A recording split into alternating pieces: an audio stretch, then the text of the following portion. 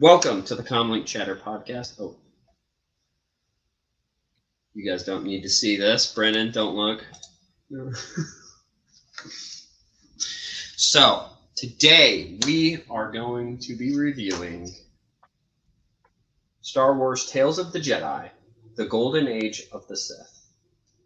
But before we get started, I'd like to introduce my panelists here. I have Sam, also known as Kip. And then I also have Tuck. And what's your handle, social media? Do you have anything? Oh no, I'm just chilling. All right, he's just chilling. And so, yes. What did you guys think? What are your first thoughts of this? Have you read it before? What's the story behind it? What do you? One second. Let me share my screen real quick so we can have that on the thing on my totally legit website. Yeah. All right. What was the question again?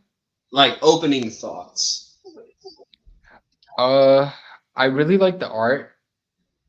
It's not like super. It's old, but it's not like super colorful like the Marvel comics. Right. That's one thing that I don't like about the Marvel comics. It's like the colors are kind of weird. Yeah. But yeah, I love the what's it called? The cover art. And I mean, I thought it was a pretty solid story. It gives you kind of like a different perspective on the Sith of this era, at least. They're not just all evil. They kind of like have their own motives. I think it humanizes them a little bit. You know, you kind of see things from their perspective. And even though they have like evil plans, I guess, it's not much different from like any empire that would want to conquer more land and, you know, have more assets. So I guess it's normal. They're just portrayed to be bad by other people. But yeah. All right. Tuck, what do you think? What are your opening thoughts of this? So in terms of the quality of the comic book, I think it's pretty good. It's not my absolute favorite of the Tales of the Jedi arcs, but in terms of like the lore that it adds and the characters that it introduces, I mean there's foundational EU works, and this is among them. For sure. And I think for that, I think this is probably a must read for any EU fan. Yes, I would agree with that. So, hello, Brennan.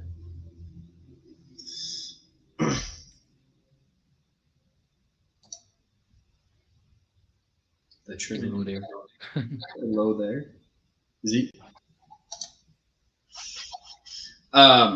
So for me, this story arc really has a special place in my heart, because going back to, let's see, probably would have been 2017. I was really into the Disney canon. The Dark Times. What's that? Yes, the Dark Times. It was also Dark Times because I was just in a relationship, like a relationship just ended, and so I had all this free time.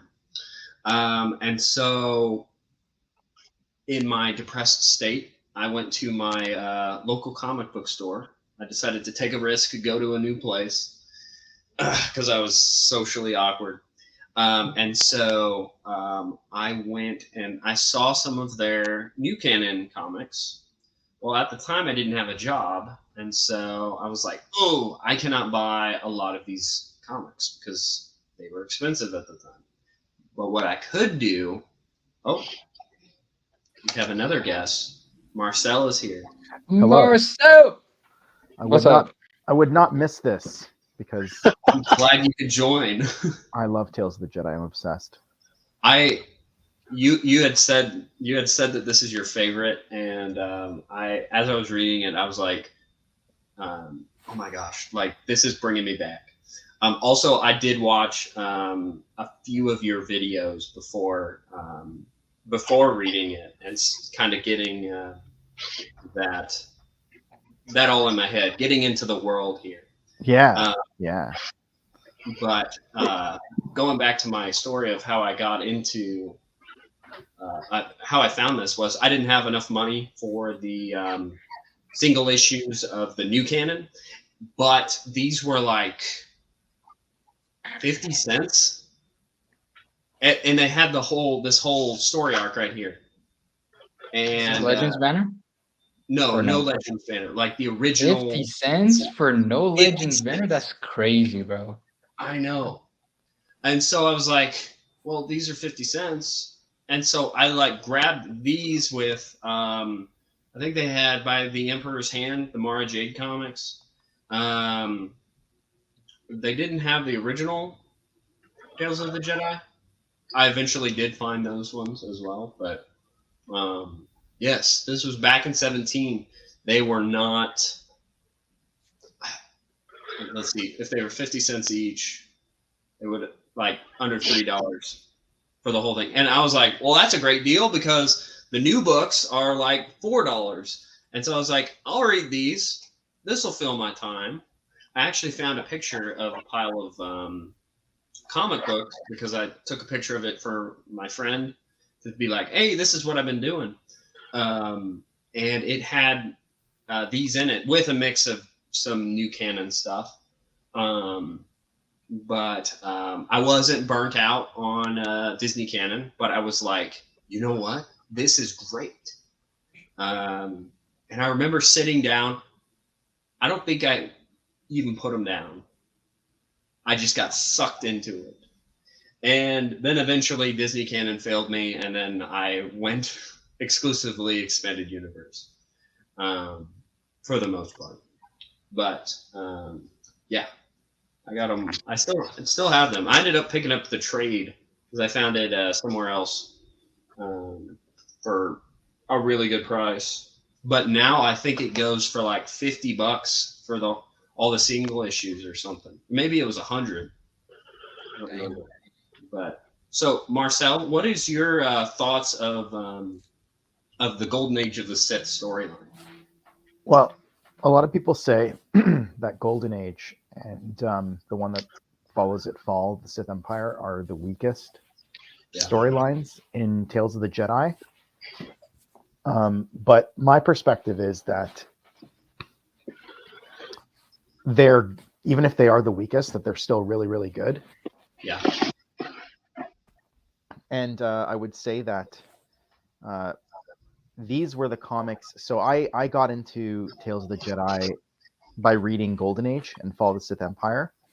And I would say that 99% of the reason why was because of the cover art. Really? I was 12 or 13 at the time. I ran into them at a comic store. Yeah. Not 50 cents. Yeah. But I ended up purchasing the single issues as they would come out because the comic cover art was what drew my eye. And then when I started opening the pages and looking at the art inside, I really liked it. I think Dario Carrasco Jr. is the artist on this. And I think he did a really, really great job of capturing that old world feel. Because Fall and Golden Age have one thing I think that the rest of Tales of the Jedi don't have, is that they really have that old world Egyptian Babylonian aesthetic that you kind of see in the other Tales of the Jedi series, but not as much as in Golden Age, right? This is not just the Golden Age of the Sith. In a lot of ways, it's the Golden Age of the Republic too. Right. Right. In fact, it's more, I would say, the Golden Age of the Republic than it is of the Sith, because as we see, and we're going to get into, the Sith Empire is in decline. Yeah. So, I mean, I don't know. I just think that the art alone makes this series, you know, if it's weaker, then it's like the weakest of the best, in my opinion. Mm-hmm. I gotcha. Yeah. So we've I think next week we should do the Fall of the Sith Empire, which is the sequel storyline to this. and then we'll do a vote on whatever we end up doing next. But I remember reading, I think it was one of the visual dictionaries, and they had all this imagery, like this cover here with Chateau grasping. I don't know if it's. I think you might. It's a. I don't remember what issue that. The trade doesn't tell me the difference between them. Okay, let's just go through them. I think it might be the second issue, the one that you're Second looking issue? for. Yeah. Nope. No. Third, maybe. It might just Nope. be the trade. It is the. Oh, I know the one you're talking about. I think it is just the cover of the trade. Oh man. Okay. Yeah. And I was so fascinated by that as a kid, and so like actually being able to read it whenever I first did, I just felt like I was starting to understand some of this, like kind of having nostalgia for something I've never fully experienced yet. Well, yeah. I mean, like, look at the old world aesthetic. You have Odan Ur on the cover, and Gavin Jory, and they're all wearing these kind of like almost ancient world necklaces and headdresses, stuff that you would see in ancient Greece or ancient Rome. You Right. guys ever watch John Carter? Yeah. That's what it reminds me of, kind of. I feel like if it was live action, it would kind of look like that movie. Oh man. Yeah, that's really cool. Now I need to watch John Carter. Hey man, let me know. I like that movie. Yeah. So, the author of this was Dave Filoni, and it is a TV series of. Oh wait, wrong. Sorry, wrong. Tales of the Jedi. Oh The god, bro. real one. I was like, there's no way he wrote this shit. And then I was like, okay, he's joking. Got it. Let me get the specifics. Oh, I mean, I know this. The author is Kevin J. Anderson, and he wrote a number of other expanded universe works, such Didn't he as. write Jedi Academy? Yes, he wrote the Jedi Academy trilogy. Then he wrote with Tom Veitch, who was the original writer of the original Tales of the Jedi story. He wrote alongside him for the later installments of Tales of the Jedi. But then he also wrote a few different tales, stories, short stories. Him and his wife wrote the Young Jedi Knights series. I think there was also Darksaber, which I have not read. I should. He also worked with authors to provide like the essential chronology of both of those. Yeah. I would say this guy's like one of the top EU authors. Yeah, he was kind of the James Luceno back in the day, in the sense that he was really trying to weave together a continuity that covered comics, books, and all those things. Right.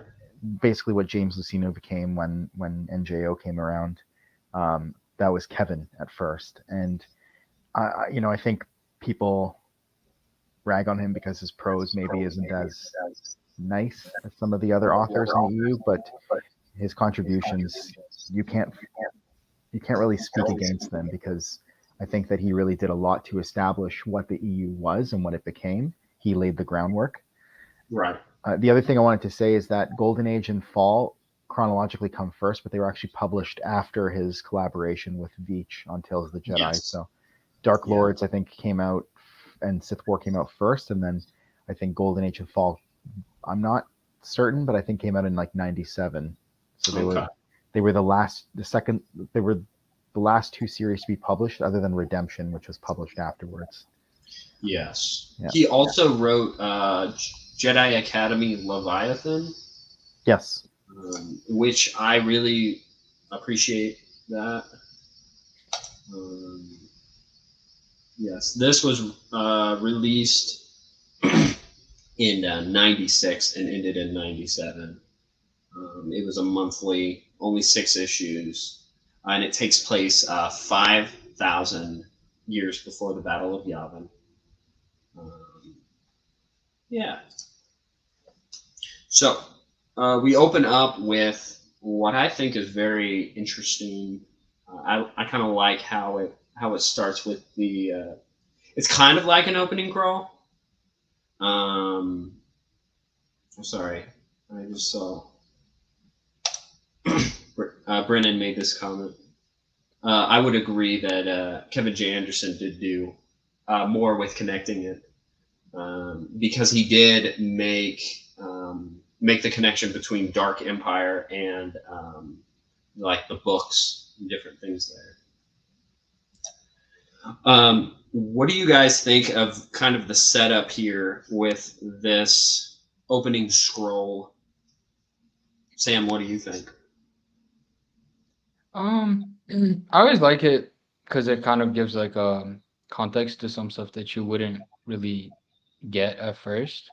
But I generally tend to forget it right after I read it and Right. just immerse myself in the story. So it's not that important to me, I Okay. guess. But yeah, I think it's Do cool though. you have any thoughts, Tuck? Yeah, I think it's it goes back to that old timey feel. Yeah. It's cool. I like the sort of parchment paper that's written on. It has a really clean look to it. Like those 1700s pieces of paper that you'd see. Yeah. Yeah, it looks really cool. Marcel, what do you think? Bro, who wears a ring on their thumb? This guy is like a drug dealer of some kind. I'm kidding. I think it's really good. It kind of like hooks you in, but I also think that as far as recaps go, because I think this is what this is trying to do, is tell us what happened in the earlier Tales of the Jedi series by saying like 1,000 years before, Ulick and Exar, this is what happens. Right. I don't think that this is problematic, but when we get to the next couple pages, I think right off the bat, there's like a continuity error. A little bit. I did notice that as well. Yeah. So issue number 0 first starts off with, and we're introduced to the character Odan and he does look really cool. So he is learning, the histories of the Sith, the Jedi training, the lore, all of these things from his master, and we also get to see kind of a flashback to the Dark Jedi and even the first great schism between the Jedi.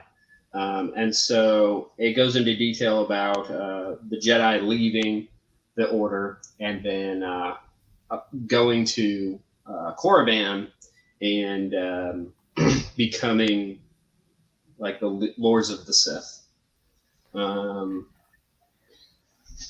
Sam, what do you think of this? I like it, but this first page was kind of confusing to read just because of how it's set up. I was kind of all over the place and I still don't really know how to read it, but I thought it was cool for it giving the background for like how the Jedi Schism and how they were exiled and stuff. I don't know, is this told in like some other media too, or is this the first time that we hear about this? I believe it's the first time. Marcel, do you have the exact answer on that?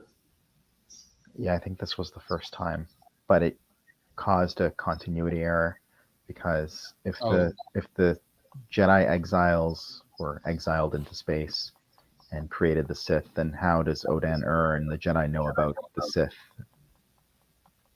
Right? And so they had to fix that years later by saying basically that some of the exiles left Sith space and attacked the Republic, and that's how they learned about the Sith. And there's also another retcon that came in years later that basically said that Odan I think it would have been after this, but essentially received knowledge from a Sith holocron. It like downloaded it into his mind. And then also this whole first Great Schism was later retconned to be the second Great Schism, because the first schism was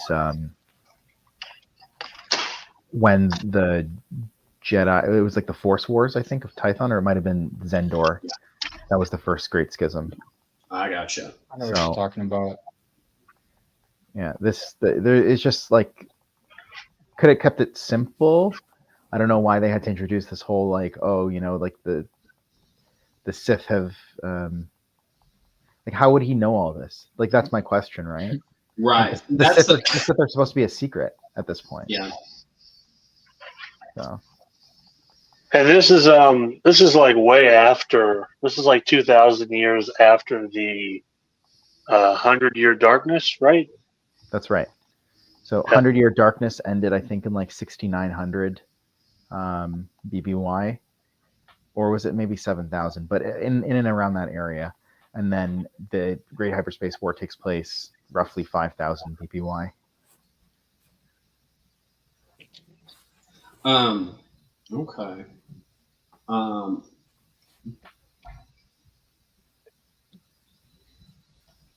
So what do you guys think of his master? Master Oru? Master Uru. Uru.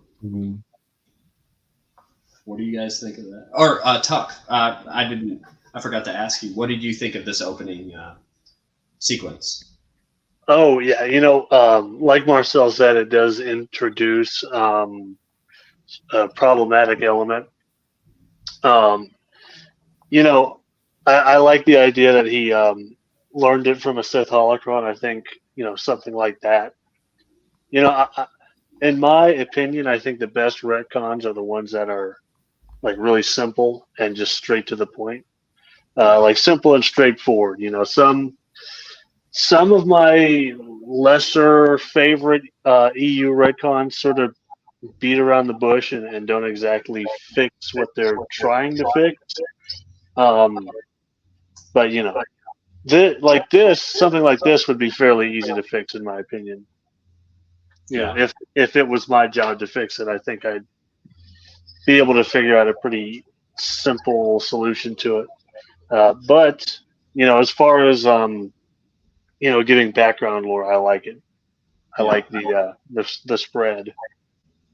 Which later, there is a council member, I believe, or someone in the crowd for the Empress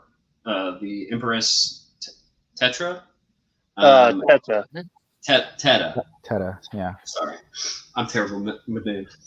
And they mentioned that the Sith are of myth, and so the public know of the Sith, but not, you know, as it's not that personal for them. You know, they wouldn't know them as well as, like, you know, the citizens at the time of KOTOR, or you know, even the ones after this. Right. Yeah. And a lot of the knowledge from KOTOR comes from the Exar Kun Wars, I believe. Yeah. Yes. And I believe this as well. Yeah, this too. Yeah. Bringing about a golden age of evil. Right. It's so pulpy. Yes. They're like, haha, they said the thing. We were going to talk about Master Uru. Uru. Yes. What is Sam? What are your thoughts on Master Uru?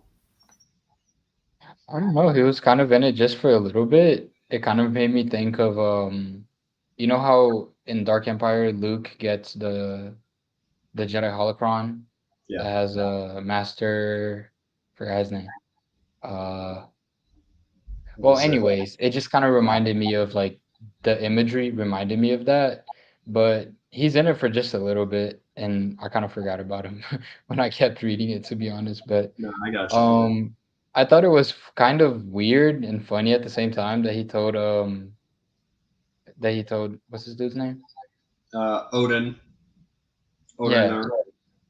Odenor. I thought it was kind of funny that he was like, "Oh, you can't just be studying. You got to go and fight." It kind of makes it seem like the Jedi are kind of corrupt at this time already, Yeah. and they're not following exactly what the Force wants them to follow. I think the golden age of the Jedi was whenever like before the Sith really became a thing, before the schisms, when they were like kind of balanced, and it was like not too much to the dark side, not too much to the light side. I think Right. that was like the right way to do the Jedi, and if they had kept to that, it wouldn't have turned into this. So yeah, it's one of the many reasons why I don't really like the Jedi. But I think there should be like classes of Jedi. I think that's how it really should be. And if he wants to like study history and be a historian, then let him. Yeah. But yeah, that's pretty much it. Marcel, what do you think of the Sam, great I think that Sam is Karen Travis in disguise. Maybe. He's like, I don't I really guess like we'll the never Jedi. know. Yeah, it's true. Well, this whole thing is Mandalore. I am a Mandalorian, so That's so funny. I love Master Uru. He's I think, I don't know if it's a hard C or a soft C, but a Collegian or Selegian. Okay. And his race shows up again in Knight Errant in like a really, really cool way. I am all for the weird Jedi that are not actually sent like a humanoid in shape. Yes. Yeah. And the fact that he lives in like basically a crystalline methane structure is We need a Lego set of this. yeah, like really, really, yeah, really out there. He's like, Uru was like the prototype of Waru, right? Like it's like, Are they friends? Someone needs to get behind that. it's like conspiracy theory for a second. People out there say that like the U.S. government is putting out all this stuff about UFOs to like socialize the idea to people. Yeah. Yeah. So this is like Lucasfilm putting out like something Waru-esque to socialize the idea of Waru to people. I actually don't think that's the case. Didn't Waru come out first? Yeah, it might have been around the same time or first, but I think they introduced Waru to make Uru a little more palatable. Maybe. Yeah. But they're obviously one is spiritual successor of the other, even if they're not the same race of beings. And I think that Uru is a really unique Jedi Master, so I liked him. I'm gonna have to 3D print a model of Master Uru. Good luck with that. Have to get some like clear PLA. Tuck, what do you think of the Great Master? Man, I love him. I love the fantasy aspect of this era, and I think Master Uru really shows that. He really personifies that sort of weird and more fantastical element of Tales of the Jedi that I really like. Yeah. And he's just really cool. I mean, I don't know, how he would fight, with like a lightsaber. I don't even think he would. But what abilities would he sort of favor with his form? Because he'd have to find some pretty tricky ways of, acting as a standard Jedi would, Can I say something? Go ahead, bro. He's canon. What? They made him canon Where? in a source book. Oh, wow. Anyway. Oh, is that the Nexus of Power source book with the Yes. Ula Keldroma? That's like not really confirmed canon. I think that's just Wikipedia being weird. Yeah. Yeah, that one's an awkward one. I don't even know if they've officially said what timeline it's in, right? I mean, people have argued that it's in both, but I really have no idea. Yeah. That's a mess. Anyway, back to what we care about. Oh man. What was I gonna say? I was gonna say something else. He has mentioned in quite a bit, like he's mentioned in Knight Errant and Deceived, different things like that. Once I do a reread of those, I kind of want to see what he says there. So here, after this, we get introduced to our main players in the story, and these are the Daragon siblings. I'm not sure which one's older or younger. We don't have much of that. Are they twins? Wait, where are we at? Up a little bit, right here. Right here. Okay. Sorry. Yeah, we're introduced to the Daragons. Well, just the Daragon family, and their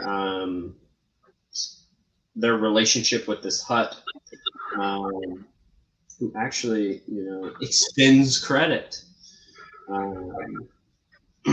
And so we see the parents going on a, they're transporting things. And then what do we think of kind of this opening, setting up the characters for the Daragons? Honestly, this is the only Hutt that I actually have sympathy for, because the Yeah. whole story, I don't really feel like he is, I don't know. He's just a cool guy. He tries to like do right by them, and he ends up getting like, they use him. So kind of feel bad for him. He was a cool dude, but I don't know. The twins, well, I don't know if they're twins, but the siblings, they're kind of cool. I thought it was I thought it would have been cooler if they weren't really force sensitive, because I feel like everybody's force sensitive in Star Wars, like a Yeah. lot of the times, especially in older stuff. But I think it would be cool if they were just like hyperspace explorers. But Has yeah, it I ever think been they're cool confirmed? characters. I was gonna ask, has it ever been confirmed? I guess Jory is force sensitive too. Yes, yeah. they do mention Yeah. that they both had training, Jedi training. and so They kind of flunked out, if I recall. Mm-hmm. yes, I think Yeah, so. they dropped out of high school.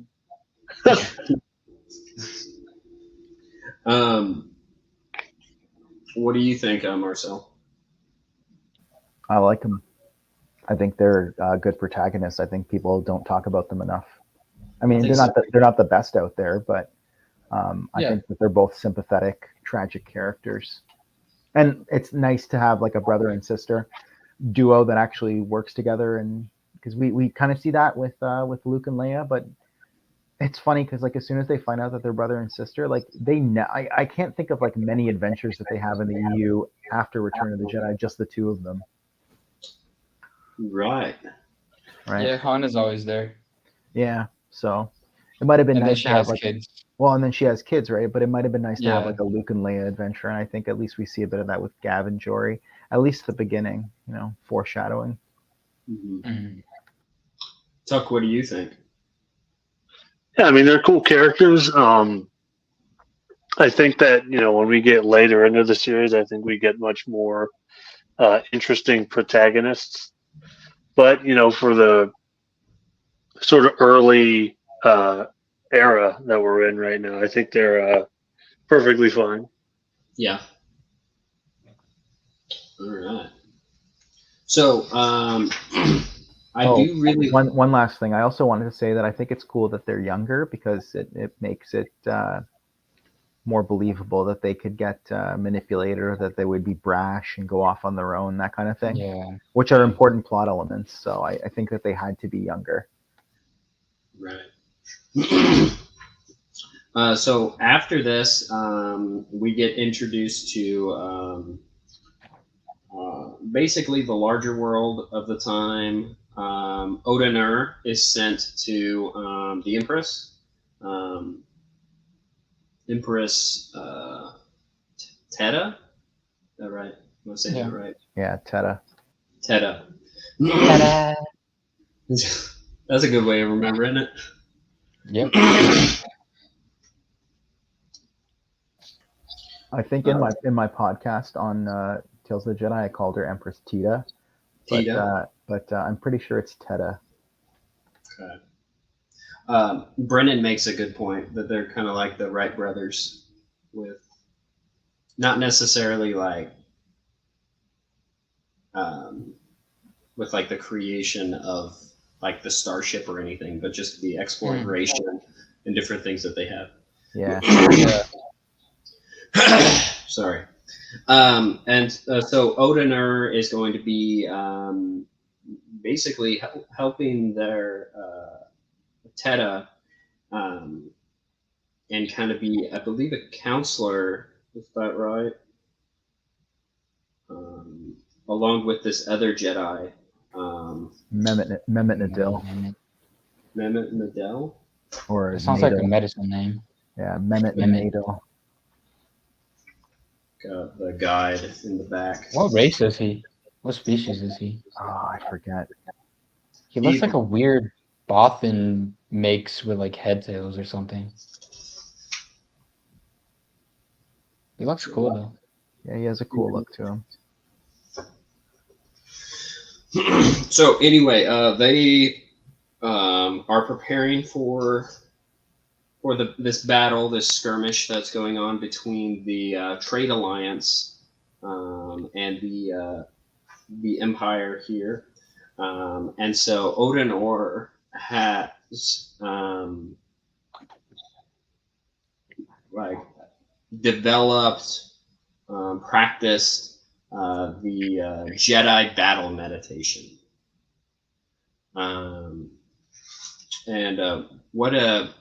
What do you guys think of the battle meditation that we see in these later pages unfold? Sam? I don't know a lot about battle meditation because it's something that's like mostly present in the Old Republic, and I don't read a lot of Old Republic, but I thought it was kind of cool the way they did it. I don't know if that's how it's done in other media, but just like a boost. I believe It's like a boost and a nerf. Like it's a boost for your army, but a nerf for the enemy army. So it's kind of right. cool. Which I believe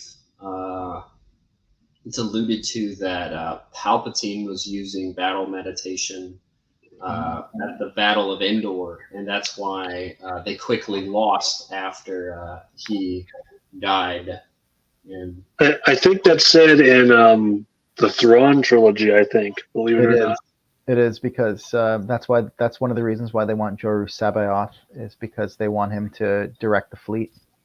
right. Mm. And so being able to see the ancient ways of this, I think, is very, very interesting. Do you have any more thoughts on that, Sam? Kind of felt bad for my boy Odin Orr because he just wanted to read his books and then he shows up 5 minutes later. He's fighting a battle, so Yeah. they didn't even give him time to prepare. Just jumped straight into it. But yeah, that's pretty much it. What do you think, Marcel? I don't really have anything to add to that. I would say battle meditation is something that's a bit OP in my opinion. Like it makes sense. But at the same time, the idea that one individual can influence an entire army of individuals, I don't know. I still don't. 20 years later, I still haven't figured out how I feel about Jedi battle meditation. Yeah. My thing is, I think that like ones with great power, great practice and different things should have that ability to gain that, but I don't think it's something that people could just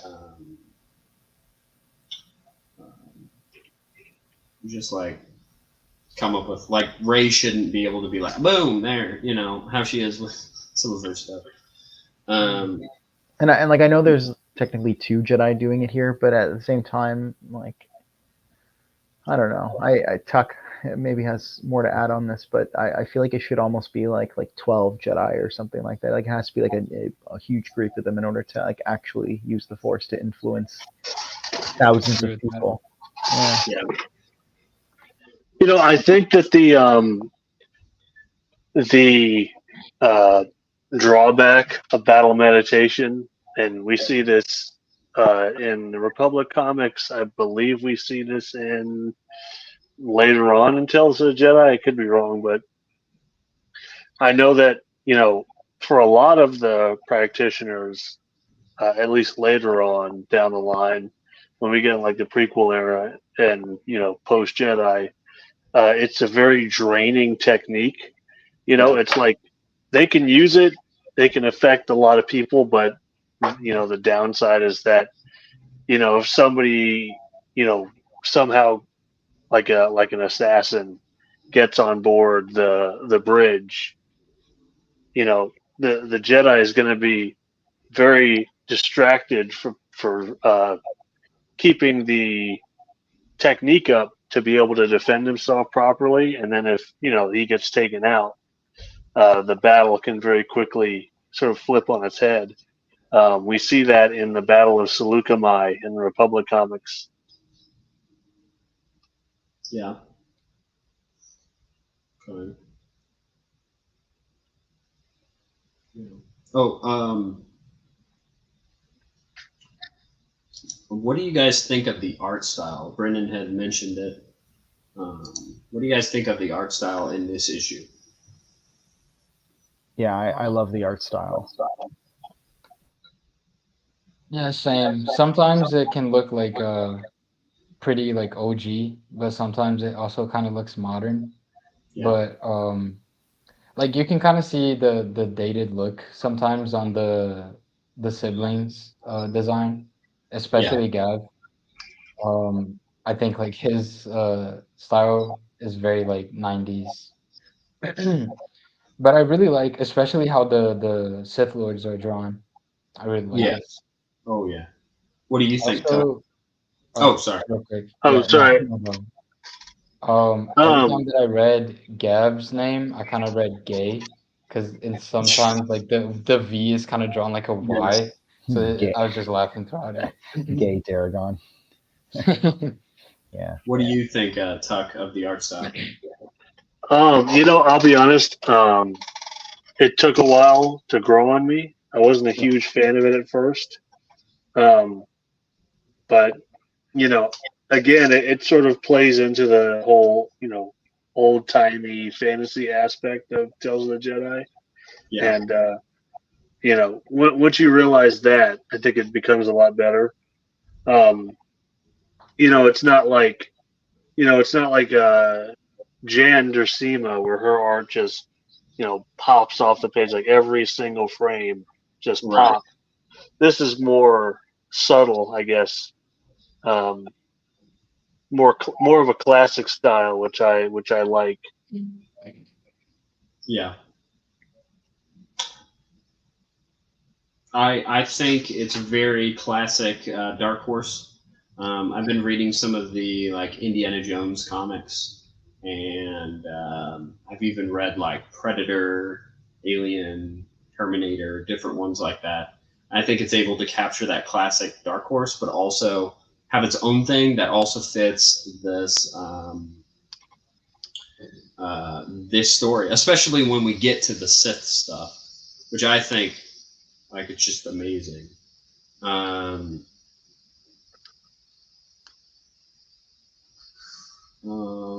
Okay, sorry, I was reading the comments. Brennan, you need to hop on so you can tell us all these things. The all knower. Yes. I'm learning quite a bit about battle meditation because it had it takes their entire concentration. That's what Brennan said, and then it drains and weakens them. And so that's interesting. That of course there is a there's a Downside. defect. There's an effect of using it. But during this battle, we see the cargo ship that the Daragon parents are flying, and they end up getting shot down.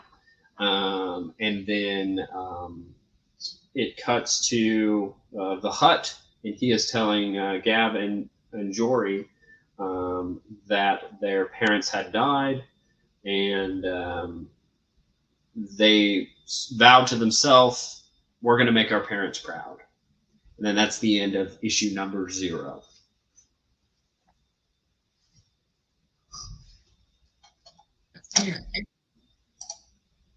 Look at what No, Brennan. and all knower. No, Brennan is the all knower, Star Wars wise. Yes, I know you want to hop on. So what do you guys think of just kind of this conclusion of this issue number 0? Sam? I think it's cool. It's a shorter issue, but it kind of sets up the rest of the story. Um, I do think that they get over their parents' death pretty fast, kind of like Leia with Alderaan. But Yeah. I guess they're just like, oh, what can we do to make them proud? It's kind of understandable, but it's a little bit like, if it was me, I would probably feel it a little bit more, a little bit longer, you know. Yeah. But also, we have the Hut being a compassionate being towards them too, you know, Right. and not being like a total scum. But yeah, I really like this guy. I feel like they really do him wrong. He cared about them, I feel like. But yeah. Marcel, what do you think?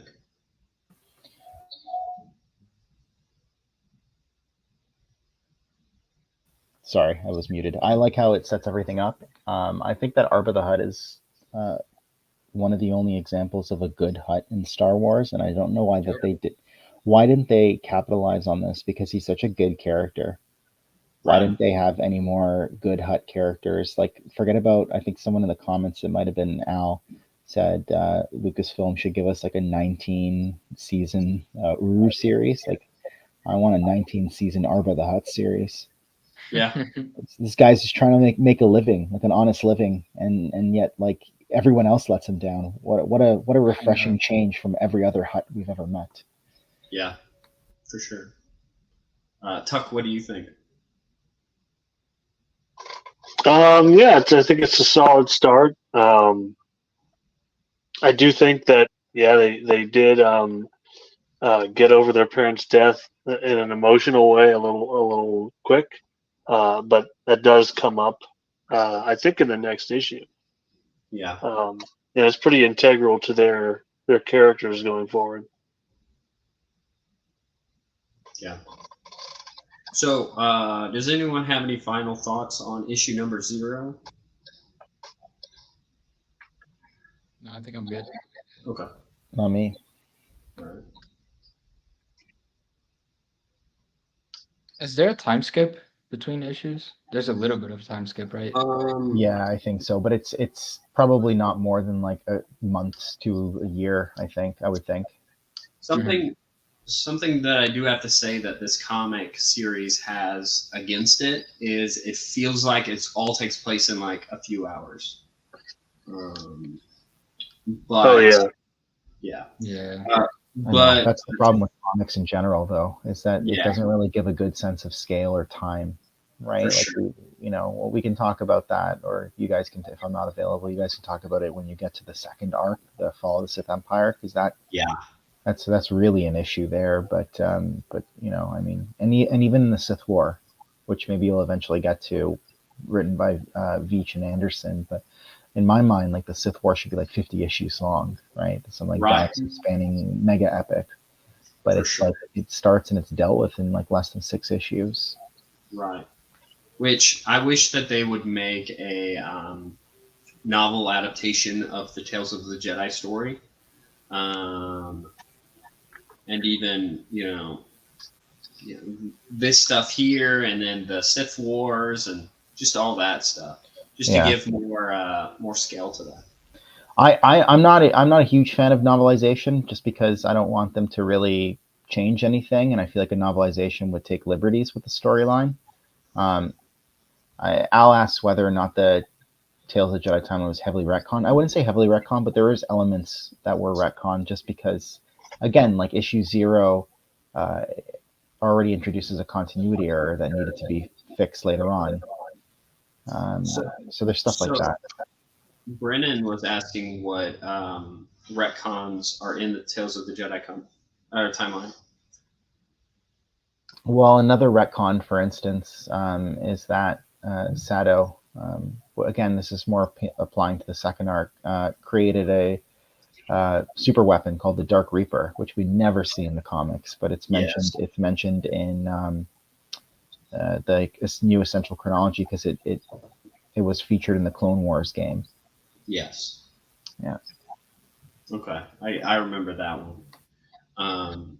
Yeah, I think that there's enough time in between issues, certain issues like later on in the series, that you could definitely have like a novel that bridges the gap, kind of like what Knight Errant does, what the Knight Errant novel does with the comics. Yeah, for sure. And Cross Current as well does that with Fall of the Sith Empire. Although that's a little bit different, because that's sort of a braided novel, I believe. I believe that's what it's called. Two intersecting timeline eras. That book is pretty crazy. I've not read it, but I have read like the Lost Tribe of the Sith stuff. Oh yeah, that one connects with it as well. Which we can go into that whenever we do the next story arc. Yeah. But so the next issue starts. We see that it's sometime later. They're at it again, and they're trying to make a basically lanes, hyperspace lanes. That's their job. Their whole careers around it, which is definitely a dangerous thing in this time, because you could honestly do all of the things that Han Solo said to prevent to do with a Nava computer and setting the coordinates correctly. But basically, they go and create they discover a dangerous hyperspace lane. And then they end up getting the ship damaged. And then they take it back to the hut to get repaired. What do you, Sam, what do you think of this opening to this issue here? I think it's kind of cool. It would definitely be cool in either live action or animation. I always like these scenes where the ship is kind of getting attacked, or like passing by a turbulence, or just a rough spot. Yeah. Because I always feel like in my head, ships would be like really fragile, and really easy to break down or explode or something. But I mean, these ships can endure. Also, this ship looks very flimsy from the design. It's very long, and it looks like it was snapped with any extra force or something like that. But yeah, it just makes me nervous anytime that there is a scene like that. But I like it though. It's a cool introduction. What do you think, Marcel? Yeah, no, I like it too. The art, I think, is different in this issue than in the last, in issue 0. A little bit. Yeah. Yeah. I think that the concept of hyperspace explorers is amazing, but I somewhat question why they introduced that concept in 5000 BBY when the Republic was formulated in 25,000 BBY. You'd think that in the intervening 20,000 years that most of the major hyperspace routes would have already been charted. Yeah. And this is like something that to mention the new canon for a second, that I understand that they've it's happening even sooner, like within hundreds of years of the movies. And I'm like, no. Like this kind of stuff should be happening like way in the ancient past, in my opinion. But Right. maybe they're trying to find new paths. It's just not really immediately clear in the comic. Yeah, that's kind of what I like. Now that we're talking about it, that's what I was able to put together in my head, was that a lot of it was explored, but there weren't that like they weren't all explored, or they're trying to find new routes, because I believe that they get commission on the things that they discover. And so if you have a faster trade route, you can get better profit and different things there. But yeah. Can I say something about that real quick? I think it would, because you guys can correct me if I'm wrong, but didn't like all the technology in Star Wars have to be like reverse engineered from the Rakatan technology? I believe so. Some of it. That's why it's all like super similar. I'm not like an expert or anything. So I think it would be kind of like understandable for them to spend a lot of time having to reverse engineer that technology and Yeah. then explore the core worlds and the inner rim and then like the middle rim and then like go to the outer rim and that sort of stuff. So I don't think it's like super, it doesn't bother me personally because of that, but I don't know. I could be wrong.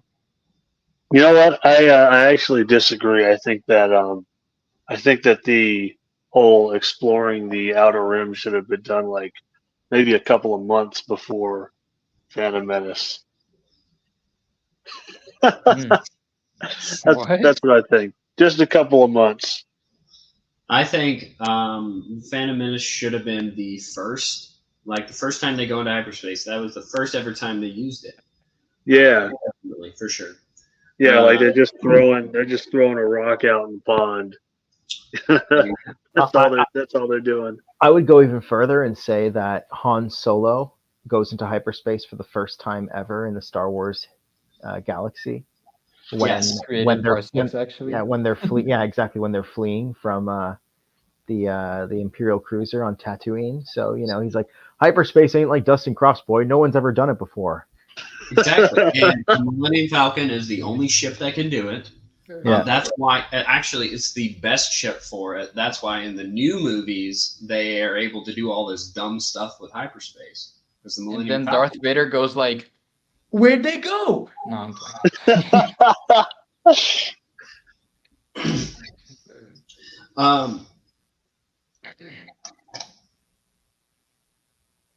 This is a good question here.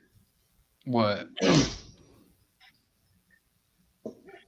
So I believe that they had, um, yeah, who was it? I think the Duros reverse engineered the Rakatan tech. Okay. But before that, they had these things called infinity gates Mhm. that Yeah. the Qua, right? Is that right? The Qua made. Yeah. Sounds right. Yeah, they It made it, sounds right. and the Rakata. I think the Rakata reverse engineered that, and then the Duros reverse engineered the Rakata's uh, reverse engineering into hyperspace travel. I could be wrong on that though. Yeah, I was familiar with the Rakata reverse engineering the Qua technology, but I wasn't, or at least trying to replicate it. But I wasn't aware that I know that the Duros are considered like the earliest hyperspace explorers. I wasn't aware that they had based it off of Rakata tech, but it makes a lot of sense. Mhm. I'd need to double check that before I commit to that. Yeah. That's just it's a lot to keep track of. But I swear I read that somewhere. I can't recall when.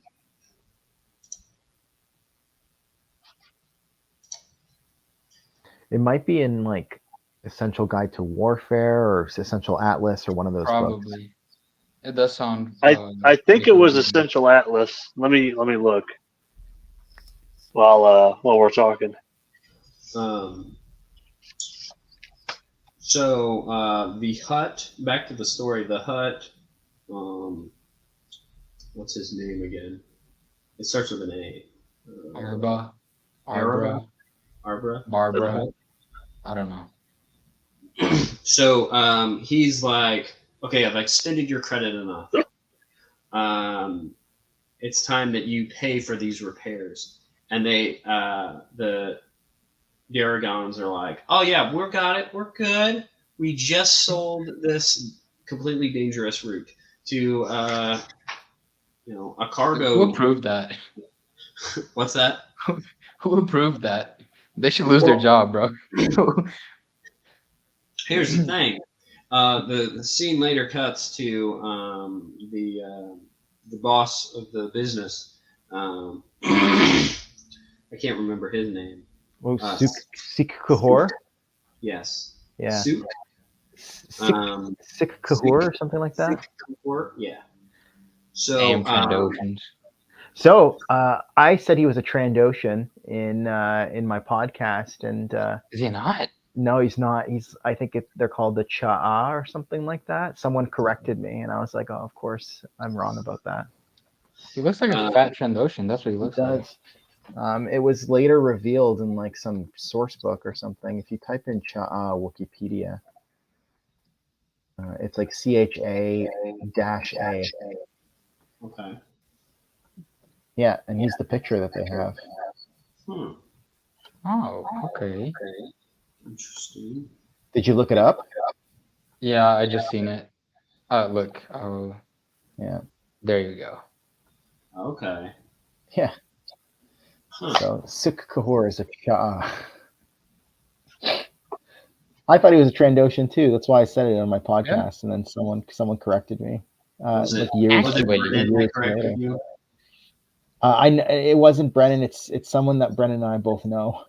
Oh, okay. But I'm not going to call them out in case they don't want to be called out. Gotcha. So you said he's a Cha'a? I guess so. Cha'a. I guess. But anyway, so he checks the information on this route, and he sees that it is very dangerous. And he says to his assistant, "Oh, they're just putting that on there to scare us. That's normal mandate that they have to put that on there. It's fine." Last words. Yes, which they weren't his last words, but yeah. I'm sure his cargo ship loved to hear that. Well, yeah, they fly into the sun. All the cargo's destroyed. That's a drone ship, though, right? Doesn't that mean there was nobody in the ship? Because he mentions it being a drone ship, so. Oh. Okay. Well. Yeah, I don't know. Yeah. So the oh yes, there was a message pod that was shot off of it. That's what that was. Okay, I think I had skimmed through this pretty quickly.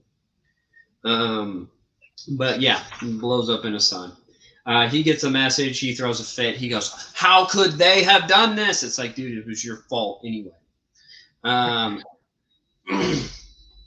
And then he goes for the hunt after them. And during this time, Oda and shows up. And there's kind of a parade because also the Empress is there. But you guys have any comments on where we got some nice drip, bro? You see that? For real. Look at that. I like it. Also, I feel like going forward, the story of like the what's the species name? The Cha'a dude. I can't pronounce his name. Yeah. Sure. I feel like that storyline gets left behind pretty quick. It's kind of like irrelevant later on. Yeah. Which Marcel or Tuck, do you guys have anything to say so far? No, not for me. No, not really. Okay. So they didn't get their money. The the Daragons didn't get their money. They're begging the Hutt, hey, could we please have it? Well, they end up leaving, and then Gav gets cornered by the thugs that work for the Cha guy, and so they want payment for this terrible thing that they did, which it said it in the log anyway. That's why it's called fine print. That's why we have it. You didn't read the fine print. Well, we cut to Shook. How do you say his name? And so he is waiting for his dinner to hatch, which is definitely an interesting whole thing here. And then he's told that they have the siblings, and then out of nowhere, they run and they fight, but then Odinur and the other Jedi, I forget his name again. Yes. Yeah. They end up fighting, threatening the guys, and then fighting them, and then the siblings. A pretty cool scene. It was pretty them cool. Having to buckle the little thing on the belt to turn on the lightsaber. Yes. Also, that's pretty cool. Unintentionally creates some kind of continuity error because later sources don't use the proto pack. I like to think of it as some kind of era-specific stylistic choice, or maybe they were trying different methods out of lightsaber energy production. The idea being that, it's lightsabers before this time didn't require a proto pack, but maybe they were trying to make the blade stronger or something like that. And so, I don't know. Wait, so what lightsaber before this?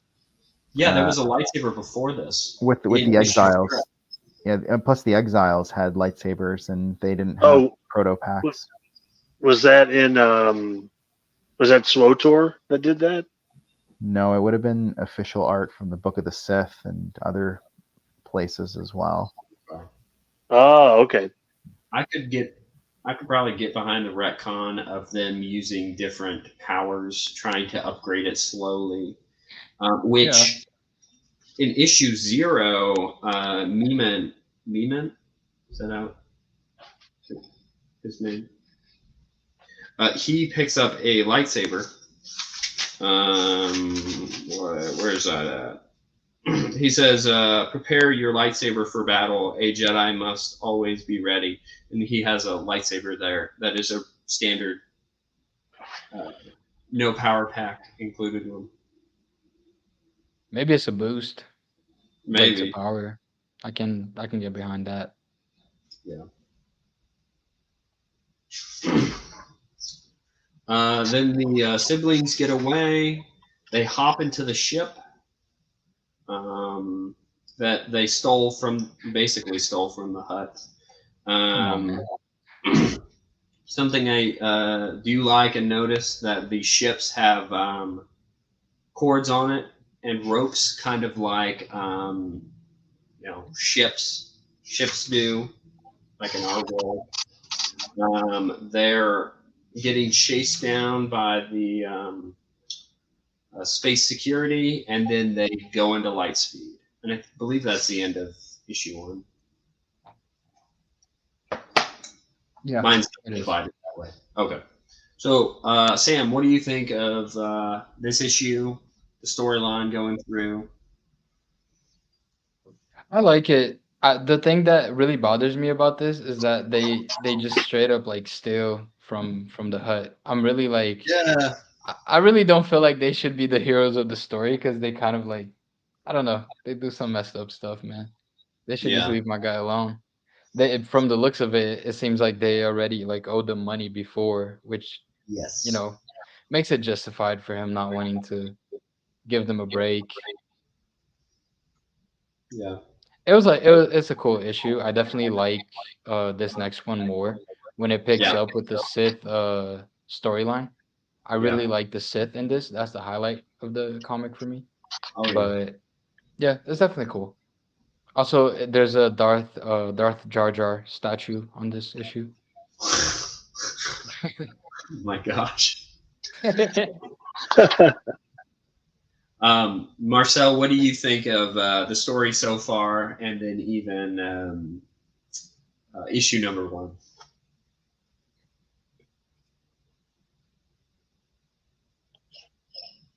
Oh, Marcel, I think you're muted again.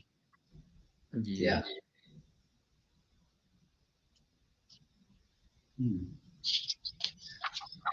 Tuck, if you want to tell us your thoughts, and then we'll come back to him. Yeah, I like it so far. It definitely has that sort of action adventure feel that Star Wars is really, really good at portraying or getting that down. So yeah, so far it's pretty good. Okay. All right. Marcel, are you able to talk?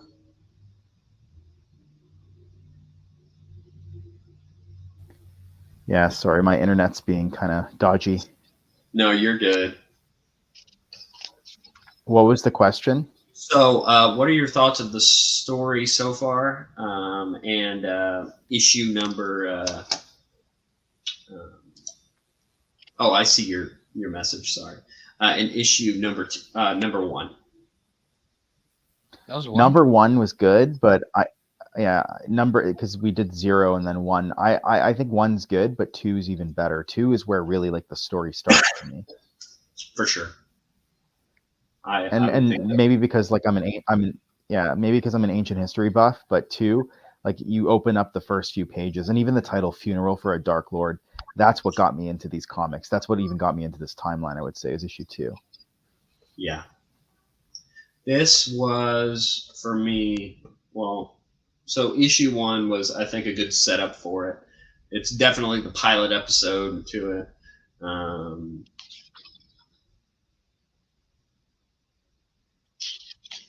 Oh, Brennan said, sorry. My ADHD is bad. Brennan said his computer is locked in his brother's room.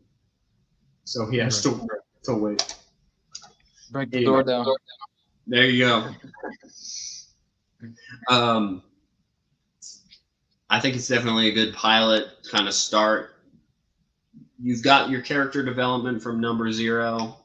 Then you have your setup for this story. And I like the way that these end. That was definitely something that kept me reading whenever I first read them. But yeah. So, the funeral of the Dark Lord. It starts off with a lovely shot of Korriban. Or a lovely shot of Moravan. I mean Korriban. And so I do like the narration in these because it gives a lot of just like all the lore is there. Mm-hmm. Which that's kind of what we get here is just the narration. Starts off with Ludo Kresh. I think it's Kresh. Kresh? Right? Yeah, there's an R on there. Kresh. Yes, Kresh. And he's leading the funeral. And the funeral is for the Sith Lord Mark Ragnos. R.I.P. Yes, R.I.P. And so the question is, within this culture, is who is going to be the next Dark Lord of the Sith?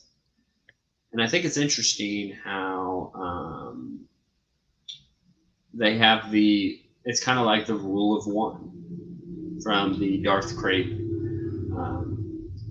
1 Sith type of thing. And so we see them preparing the. It's just very reminiscent of the ancient world, our world of Egypt. You know, you see the design, which this just made me like I just absolutely love this. They talk about him being a ruler. They have the Masasi slaves opening the door. This opening sequence. Oh, where'd Marcel go? He disconnected a little bit ago. Oh man. Sam, what do you think of this opening? Man, this is my favorite part. This is Yeah. really my favorite part because, like I said, I know a lot of general lore about Old Republic, but seeing the like ancient Sith lords and like Mark Aragnas, like Naga Sadao, Little Kresh, Yeah. it like humanized them more for me because before I kind of knew about the story, but I was like, okay, they're the villains of the story, they're the bad guys, like whatever, you know. Yeah. But also, I really like the aesthetic of it, you know. Yes.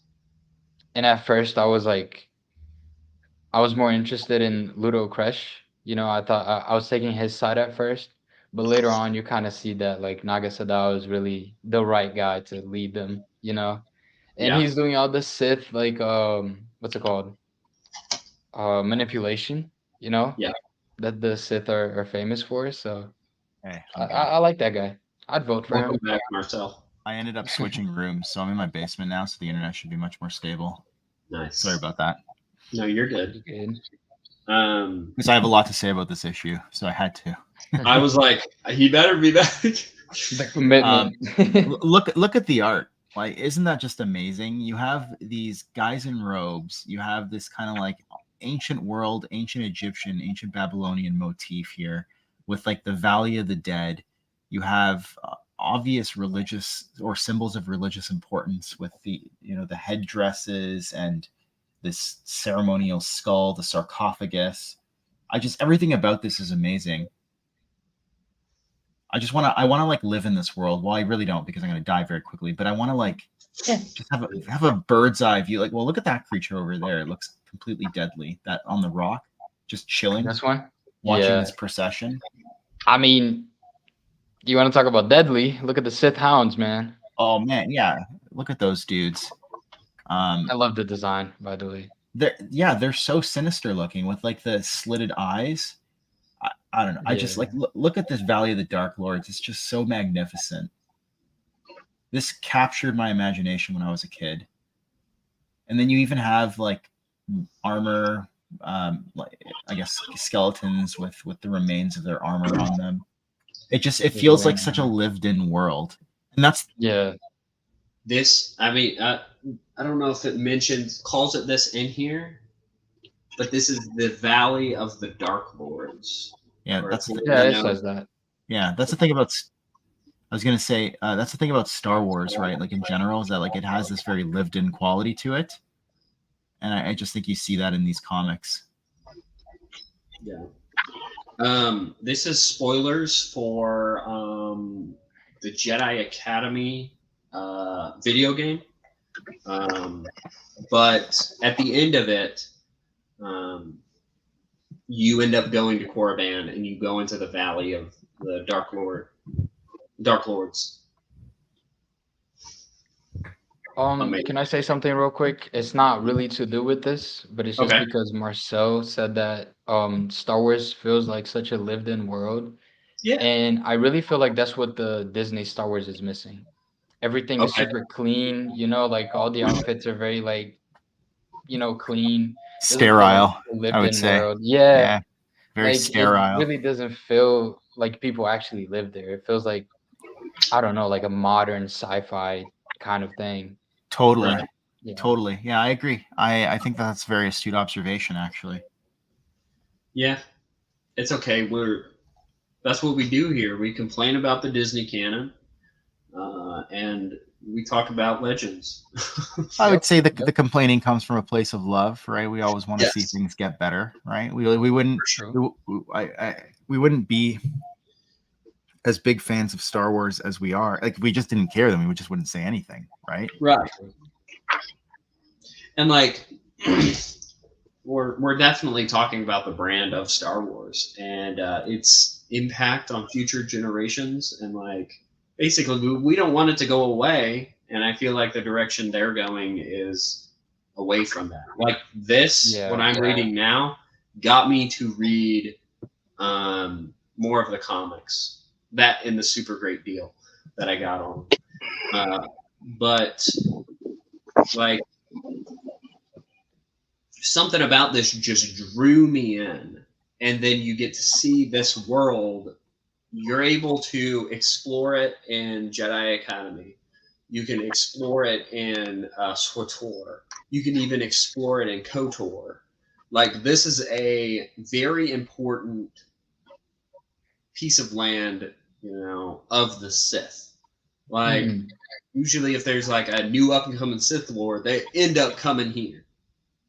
And it's just, I don't know, it's very fascinating.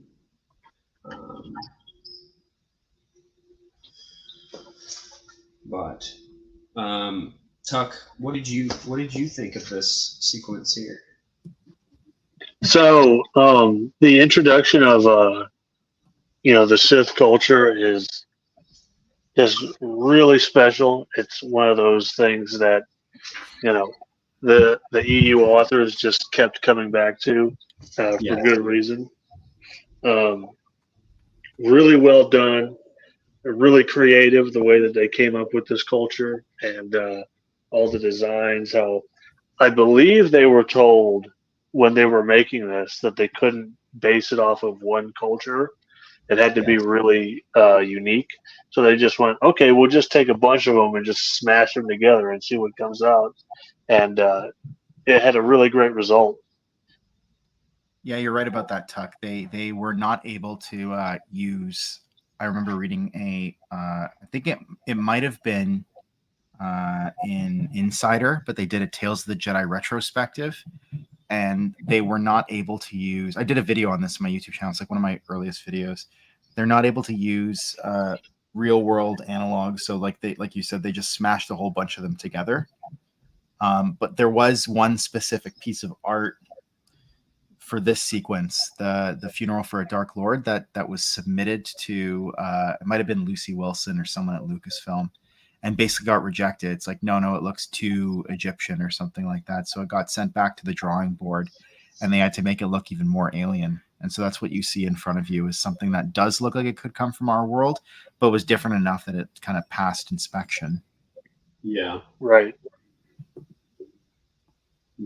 Which I think that's definitely like what this has going for it, is that it's a very Egyptian, you said Babylonian, just all these ancient world art styles, and it adds that little bit of alien to it, because it's like they aren't human. Now I believe were the original Dark Jedi, were they human? I believe so, yes. We don't know, but some of them were. Okay. At the very How least. many were there? 12, right? Every time you ask questions of this nature, I'm like, do you want the answer? Or do you want the supernatural encounters answer? There were 12. There were 12. 12. Okay. Okay. Oh, there's a supernatural encounter. Before the stream, I was telling Sam about how I can't wait to finish reading Supernatural Encounters so I can watch your book club stream on it. Well, we're only doing every stream is like 70 pages, so you should be able to, if we do it like once every week or every 2 weeks, you should be able to keep up with that. So nice. In case, but yeah, I mean the answer, the non-supernatural encounters answer is 12. Okay. And ostensibly human, but we don't know if all of them were. Okay. Because they've only identified like 5 or 6. Yeah. Yeah.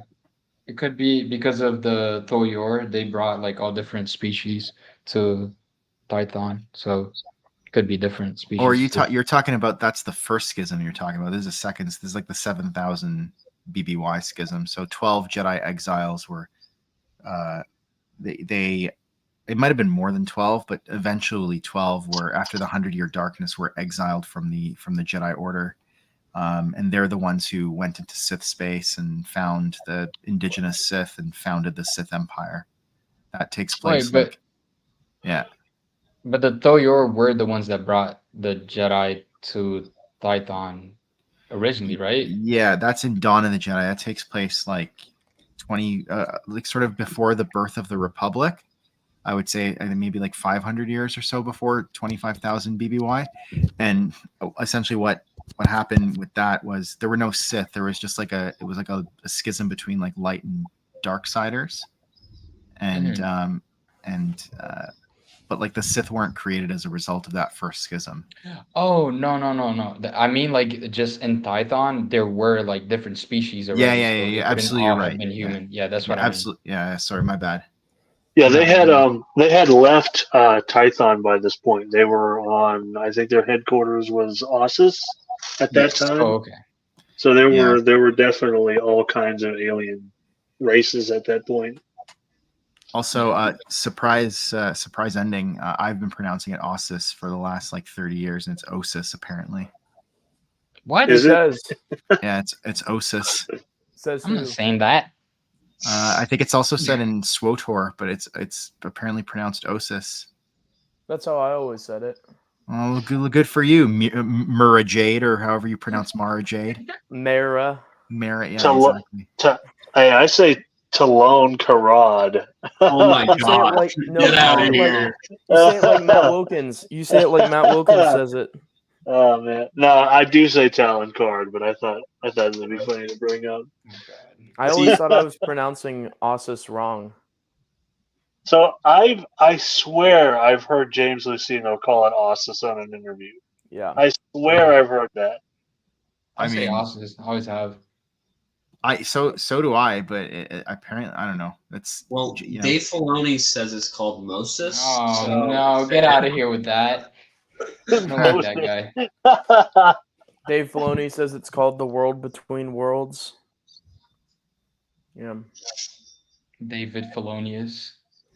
I don't like him. Dave Iadoni or however that.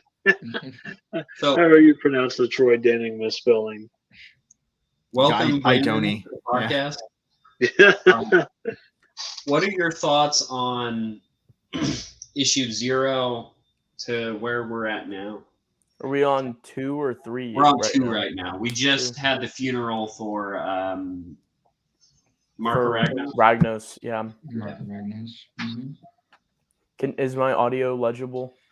Yeah. Just to answer Al's question, no, there is no concrete info on the Thoyor. You would have found it on Wikipedia years ago if there was. Like on where it came from? Yeah, that's in the, you can. That's probably answered in Supernatural Encounters, as many other things are. Yeah. Gotcha. Filoni created it. But yeah, he handcrafted every single Thoyor with love. That's why on the Dawn of the Jedi cover they're kind of orangish, because we know how Dave Filoni feels about the color orange, based on characters he uses. Well, did you know that you could make an hour-long video about what if Anakin fell in love with Ahsoka? It's a trilogy, bro. It's on YouTube. It is a trilogy. Do we dare ever do a reaction video to it? No, I was down for it. I was talking about that earlier. Me and you, Sam. I'll do it. No, there's the worst one, man. There's what if Anakin fell in love with Bo-Katan? Yeah, you said that. Just doesn't make sense. What is that? It just popped up, man. It just popped up on my For You page. What if Anakin fell in love with C-3PO? Oh, I know I made you, but I just couldn't resist it. And thank the maker, and then cuts to black. What did you just say, Sam? I made you for a reason. It's time that's so knew. cursed. That's so cursed. I can no longer be on this stream. That's so cursed. Sorry, Marcel. Sorry. I'm just kidding. Let's go back to Tales of the Jedi. Let's go back to the Valley of the Dark Lords. Let's go back to the wholesome Valley of the Dark Lords. Very wholesome. For the first time I saw this location was in the Jedi Knight Jedi Academy video game. Yes. And I remember being blown away. Like the first time you walk out of the tomb or whatever that you're in for most of the level, and you walk outside, you see this big barren wasteland, but there's cracked and broken statues like all around and pillars that are falling over. And then you have to fight through that. You have to fight a bunch of Dark Jedi. That was just a blast to play, and it was just awe-inspiring. And seeing it here in its prime state, or its more put together state, was really cool to see. It was sort of like that nostalgic feeling, but for something that I had never read before. It was really cool. Mm.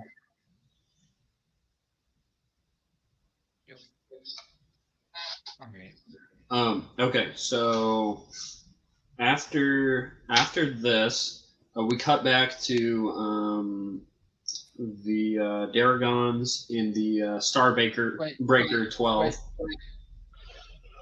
Darth Jar Jar statue for telling of the prophecy. Are we just gonna skip over that? That is actually somewhat Gungan, but in appearance at a glance. That's wild. Do they answer this in Supernatural Encounters? Is this time traveling Jar Jar? I've actually not come across any Darth Jar Jar related stuff, but actually I'm sure that's in there. He takes so many fan postulated theories and then says maybe that's true, maybe it isn't. I wonder if he's in there. This Sith Lord looks like the illegitimate love child of Mehmet Nadil and Odan because he has Nadil's little pearl chin here with the protuberance, but then he has Odan overbite. Yeah. Oh my gosh. You're right. Now my question for Supernatural Encounters. Do they allude to the bigger Luke theory? The bigger Luke theory? How is Brennan a Star Wars fan? He doesn't know what the bigger Luke theory is. Yeah, what is the bigger Luke theory? I've actually never heard that. Can you explain? Yes. Maybe I have. I don't know.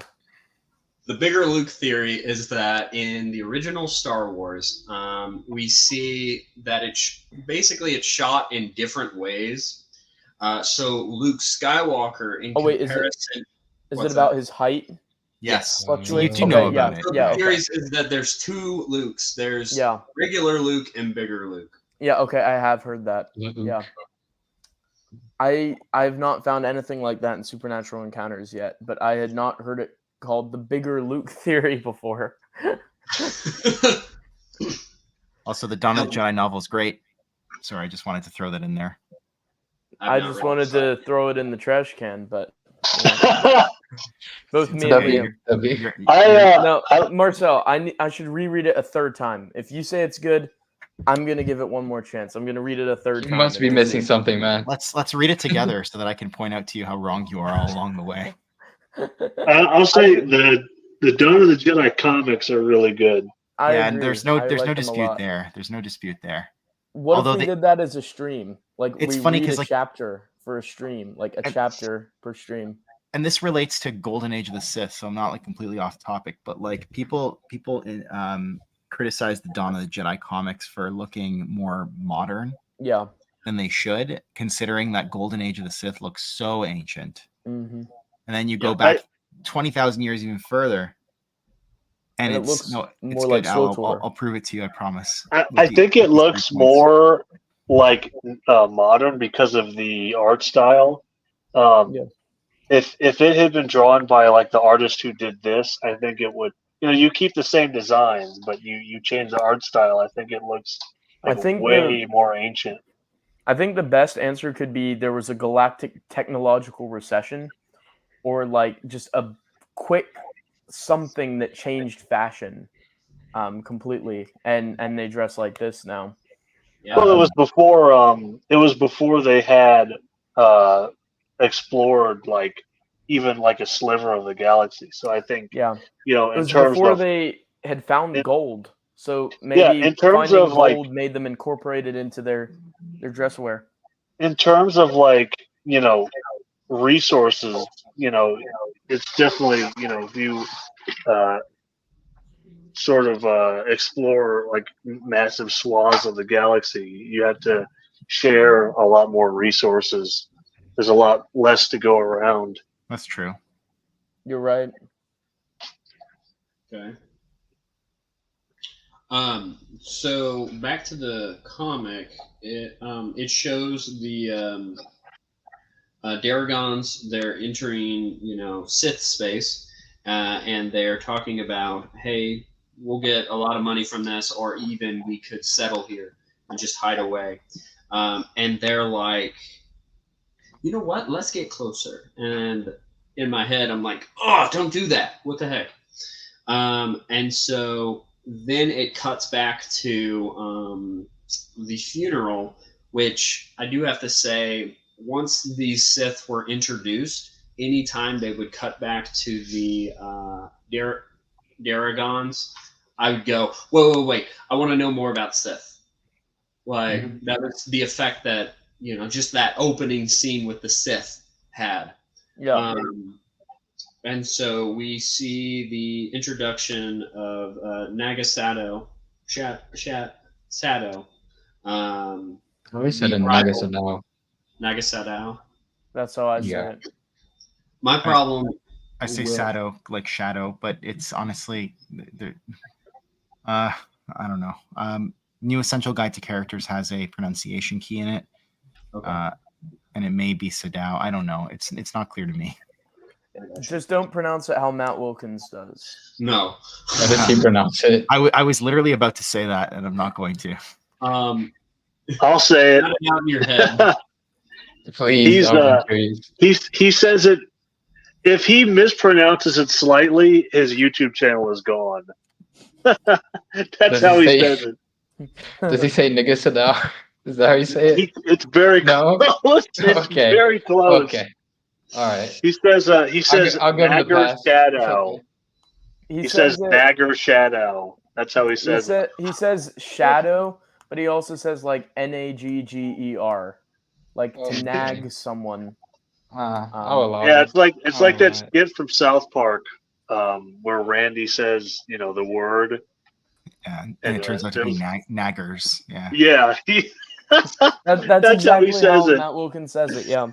As I was reading this, I knew that we would have a discussion about this. I'm making a meme for my page after this. Don't worry. Sam's gonna print out the memes. A Matt Wilkins meme. Oh no, just I'm gonna Photoshop waves on Nagasadao, and it's gonna be Nagasadao. Yeah.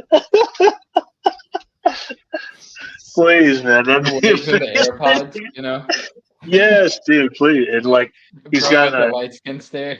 Yeah. he's got like the foam posits on his feet. Yeah. Anyway, so I love this character. I think that this character throughout this series is, or at least this storyline here, I just find him very fascinating, especially rereading through it. You're talking about Nagasadao? Yeah. He's the GOAT. Yes. But we do also see that they do put some of these slaves into the shaft,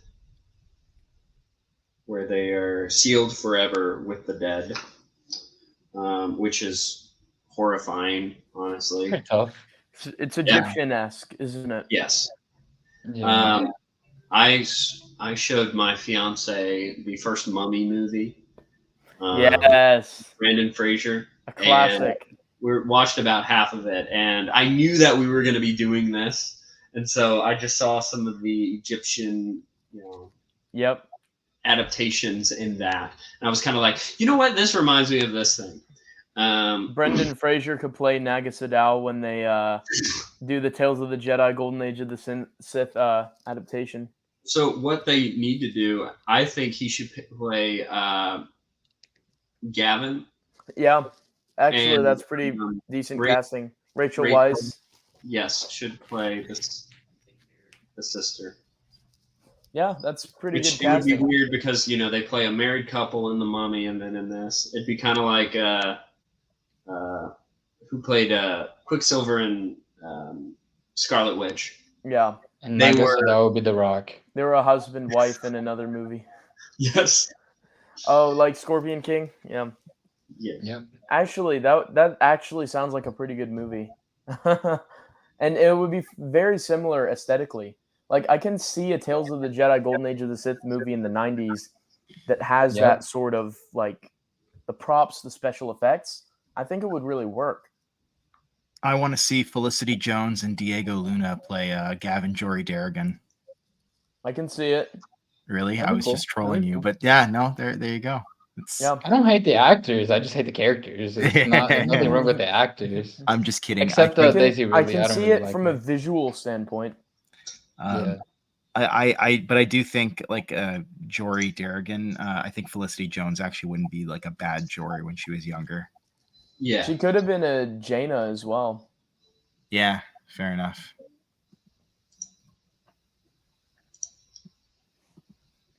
Who would play this guy though? Nagasato.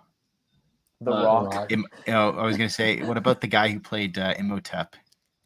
Oh yeah, Yeah. that would actually work. He was bald, Just wasn't he? give him some like Yeah. jowls. Yeah, give him some like prosthetic jowls and Who maybe like a plays little Ludo beard. Crash should be The Rock.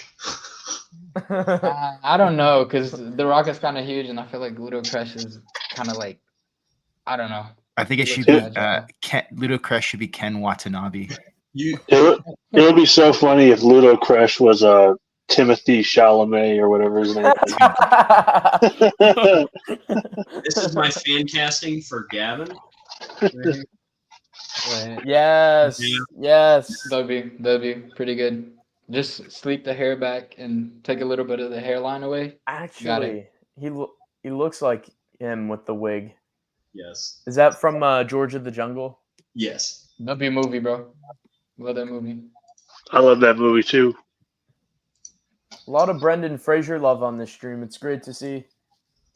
He's great, man. He was like the sort of I don't know, everyman, I guess, from like the really late '90s, early 2000s.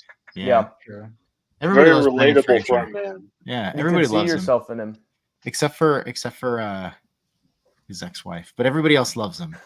Yeah, but we don't like her though. That's the That's thing. true. That's the I- switch. I certainly don't. I'm just kidding. I don't know her at all. But No, I don't like her. She did my boy wrong. I don't I've like heard, her. I've heard some I don't stories. even have to meet her. Yeah. Wow. Sorry, I'm looking up to see. Do you guys know the Submariner from Marvel? Tenacuerta. Namor. That's what he reminds me of, like the I- OG one. Yeah. He kind of does. Yeah, He looks like I the think new it's like the actor who hair. played him too. Wait, what? His face looks like Tenacuerta, who plays Namor in Black Oh. Panther. True. I think that he should be played by Steven Seagal. I'm kidding. Oh yeah, no, that's a great idea. Yeah. Yeah, and his sister should be played by Chuck Norris. Chuck Norris. Great casting. I want to see Steven Seagal play Marco Ragnos's ghost. Danny DeVito is Marco Ragnos' ghost. No. Danny DeVito is that dude that's just a head on a table. Oh, that would be perfect. That could That work. would be perfect. It's like, how did you attack Marco Ragnos? I just started blasting. They add like eye lasers to him. He uses like Sith magic to start shooting lasers out of his eyes. If Disney made this, that's what would happen. I can We're see giving that you- being a 2000s made-for-TV DVD movie with low-budget Oh my effects, and everyone's like, Shoot, "How did I they would get buy Danny it. DeVito in this?" This would be my favorite Star Wars movie. That'd be amazing. I got it. Tommy Wiseau should play Gav Darrigan. No. Everybody betray me. I'm fed up with this world. And then he crashes into the I'm ship. Mark Ragnos. Oh gosh. Who He's got would the play hair. Arba? Arba the Hutt would be Yeah. just like a puppet. Yeah, but like a voice. Oh, you know what? Ron Perlman. Yeah. Let's I get can see Ron that. Perlman for Arba the Hutt. That'd be great. I can see that as well. Or maybe we should get who's the dude who plays Skeletor? We should get him for that Mark reptile Hamill? guy.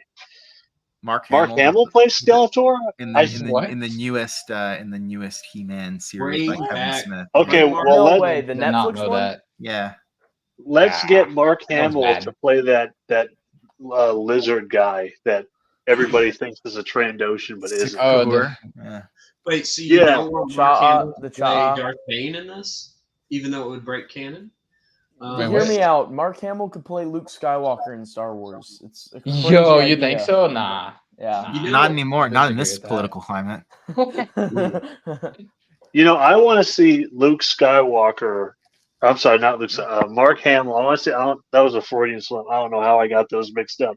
I want to see Mark Hamill play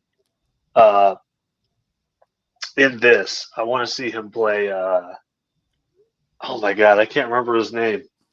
Odan Ur. I want to see him play Odan Ur. Yeah, The guy who Okay. Mark Hamill, yeah, Yeah. like old Mark Hamill voice, yeah. Well, like any voice like acting or in the suit for it. no, like in this. I want to see him with that fake prosthetic face on.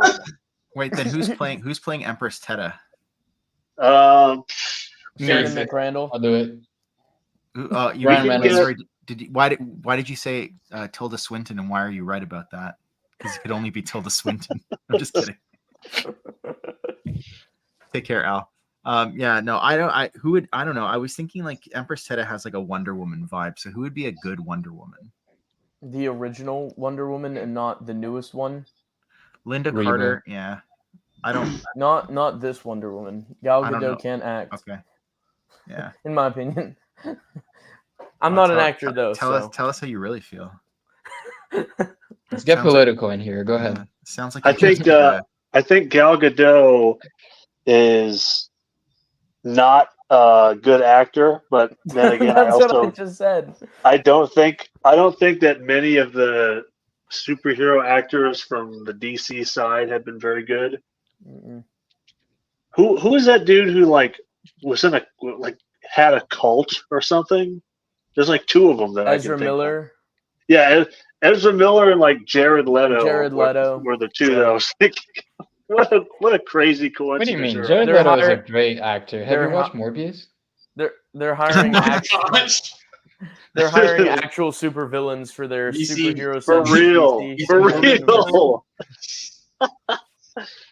Morbius 2 makes Morbin Morbin time. time.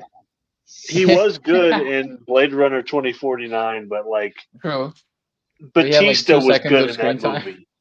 Yeah, like Batista was good in that movie. I don't think. I think the Batista director for that in was that just movie? Good Batista's directing, a good. yeah. Batista's a good actor. He's the best Yeah, but he actor was to like- come from like the WWE world, in my Oh, opinion. for sure, Better for sure. than But he Cena was and like Better The than The Rock. Rock. he was like really No, good in Batista's that better. movie, though. Oh yeah, 100%. Batista's the best. But he was like he knocked it out of the park in that Blade Runner movie. I mean, Even though- I saw some clips from the there was like a horror M. Night Shyamalan movie that he was in, and I saw some scenes on YouTube. Oh my goodness, he was like actually like scary. He was playing like an unhinged cultist, and he was doing it with nuance. It was incredible. It's called Knock at the Cabin Door or something like that. Ooh, Yeah, he was impressive.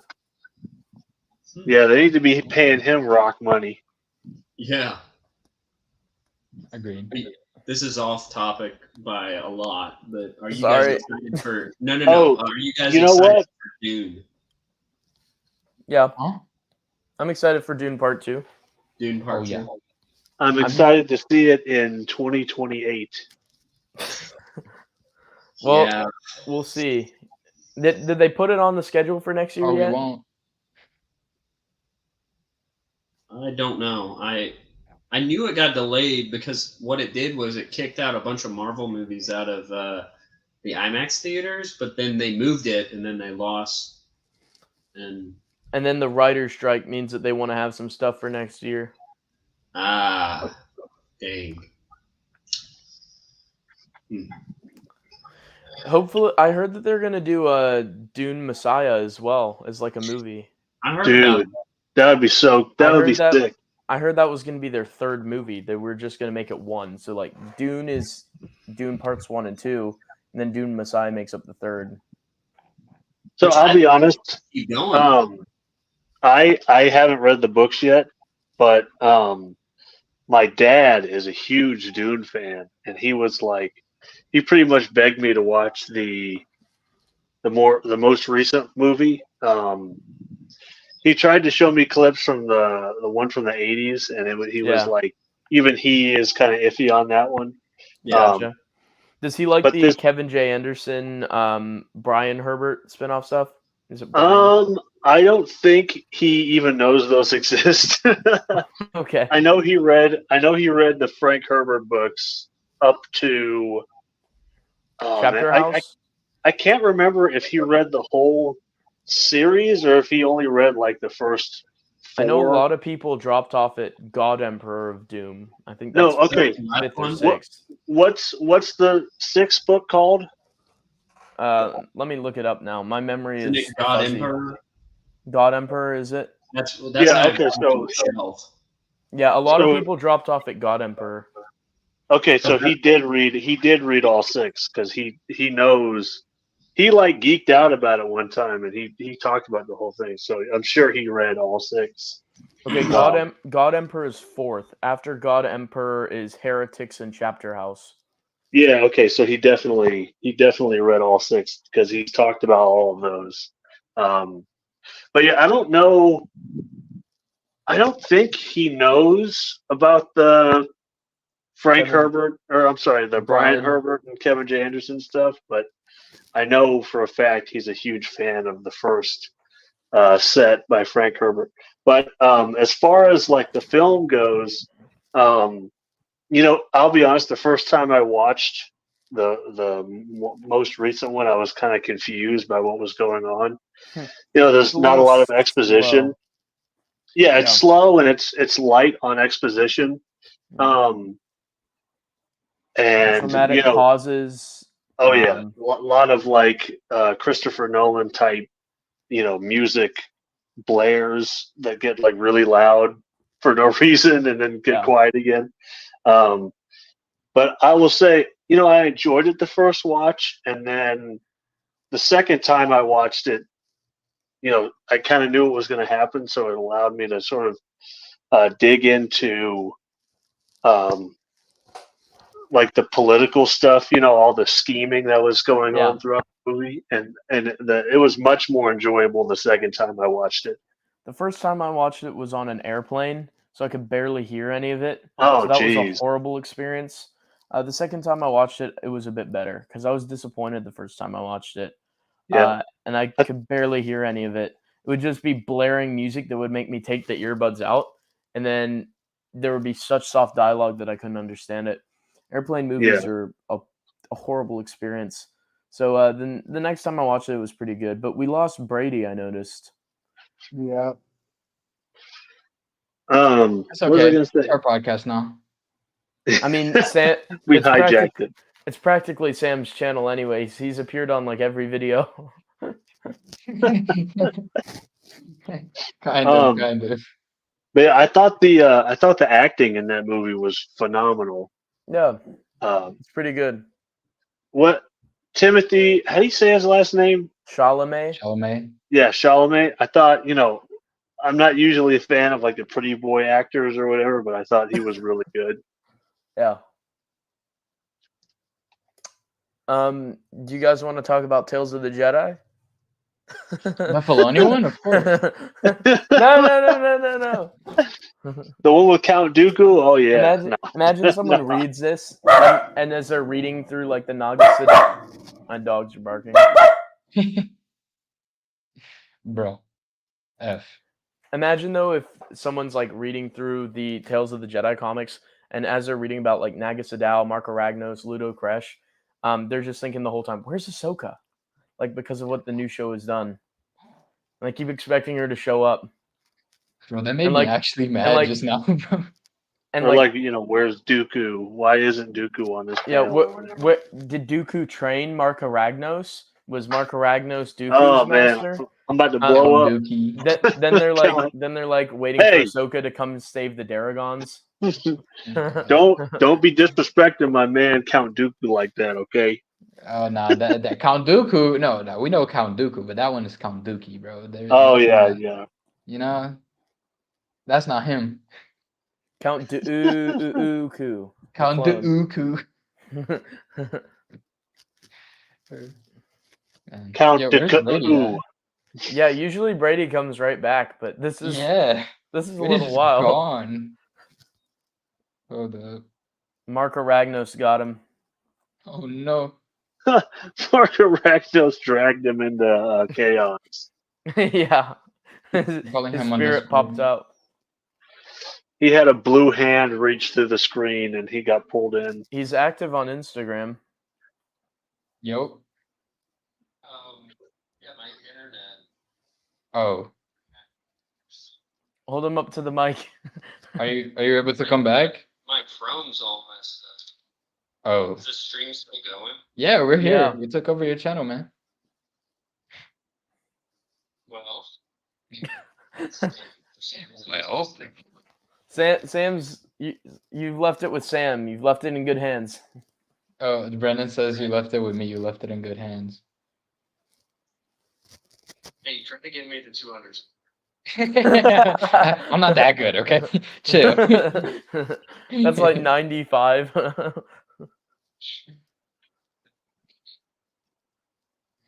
Oh, hey, sorry guys, I gotta head out. My phone is at like. You've got to head out. You mean Marco Ragnos has got you too? Yeah, Marco Ragnos is currently choking me out. I gotta try to untangle myself from his grip. You've got to untangle yourself from Marco Ragnos, Tuck. Yeah, oh, he's got me already. Yeah, I'm on the fence right now, but yeah, I gotta. My phone's at like 5%, so I gotta hop off. All right, see you, man. All right, man. But this is a lot of fun, guys. Thanks for having me on. Yes, sir. I am working on the Marco Ragnos meme right now. Oh, very nice. Trying to find good waves that fit. Oh, you mean Naga Sadow? Mm-hmm. Oh, my bad. Yeah, Naga Sadow. Sorry. I forgot about that. It's because we were just talking about Marco Ragnos. Yeah. Do you think that Marcel's coming back too? I think he's here. He's just muted because he doesn't. No, he said be right back. Oh. Dang. Marco Ragnos has got everyone. We're the only ones left, Brendan. If you see a little blue guy start floating towards you. Oh no. No, imagine. Yeah. Yo, I had a video idea for you, bro. Yeah. I think you should make a video on lore about the Lepi. The Lepi. Yeah. Lepi, that's how you say it? Okay. Yeah, the green guys. This guy up here. I came back and we're still on the same page and Brady's gone. What happened? Marco Ragnos Brady's got him. Internet is first it was mine and now his. Oh no, and what happened to Tuck? Yeah, Marco Ragnos got him. Okay. Mm-hmm. No, his phone was on 5%, and he mentioned that he got tangled. He was entangled with Marco Ragnos. Yeah, that makes sense. Yeah. Marco Ragnos, what a great name. Oh, so good, right? He sounds like, I don't know, for some reason he sounds like someone from like the WWE, like Marco Ragnos with the chair. With the steel chair. Oh man, I just when they're like became a meme when they just yelled John Cena. I just heard someone like yelling Marco Ragnos through a wrestling commentary. Yeah. Someone's in the ring. I mean, the syllables work really well together. I think the like hard RK at the end, and it leads into like the R is just it's a strong name. I It's just like the name Marka. Romanesque. Yeah, it is. It is Roman. I like Marka. Just Marka. Marka Ragnos. It's like a name that you have to say the full name. You can't just be like Mr. Ragnos or like Ragnos. Mr. Ragnos. If you're on a really informal level, you can't dealings. just say like Marka. Yeah, Marka Hey, Ragnos. Marka. Yeah, Marka. Same with Naga Sadao. I feel like you have to say it all. Maybe Sadao. You could say Sadao. You definitely have to say Mr. it all. Sadao. Yeah. Ludo Kresh as well. All these Sith names, you have to say them all. I mean, Ludo maybe works better than Marka or Naga. Do you think his friends called him like Nag for short or something like that? Nag, Mark, and Lude. Mark. Bro went from Marka Ragnos to Mark. Oh, hi, Mark. Oh, hi, Mark. Marky. That's Mark Hamill. He has to play him. There's no way now. I mean, Mark Hamill's already played 2 different versions of Luke Skywalker as well. So he has the acting chops to play more Star Wars characters. If he can play Luke and Jake Skywalker, like, the sky's the limit. Maybe he can play Odener. Who would you actually cast for Odener if you couldn't cast Mark Hamill? Like, because would they be working within CGI? Like, would you need an actor with expressions on their face to, like, sell the CGI? Like, could you make a whale-esque Andy face? Serkis. Andy Serkis. Andy Serkis, yeah. Let's play it safe and just go with Andy Serkis. Andy Serkis just for all CGI. No, bring back Ahmed Best. Play Jar Jar. Yeah, great. Imagine. Honestly, he gets too much hate, man. I agree. He is a Sith Lord after all. Yeah, people better watch out, man. Yeah. I'm sure. I'm waiting now. Ooh, Al said Patrick Stewart as Uru. That works so well. I really like that. Patrick Stewart as Uru? Yeah. Just like his voice, his disembodied voice in that tank. Yeah. I can see it. Nice. And like his ears are like twitching in correlation to the words. Like as he's like making points. Exactly. I can see it. But Tales of the Jedi is a pretty cool comic book series. I've only read Beast Riders of Onderon. Okay. Yep. Yeah, I've only read that one, and I started reading Dark Lords, but I stopped for some reason. And you read this one too, right? Yeah, I read this. Did you one. read Fall as well? Fall of the Sith Empire? No, but I did tell Brady that we should do this. We should do it next week, since it ends on a cliffhanger. Yeah. You know. Yeah. For sure. If Brady ever gets back from chaos that Marka Ragnos just dragged him to, you might have to like lump in. Oh. You good?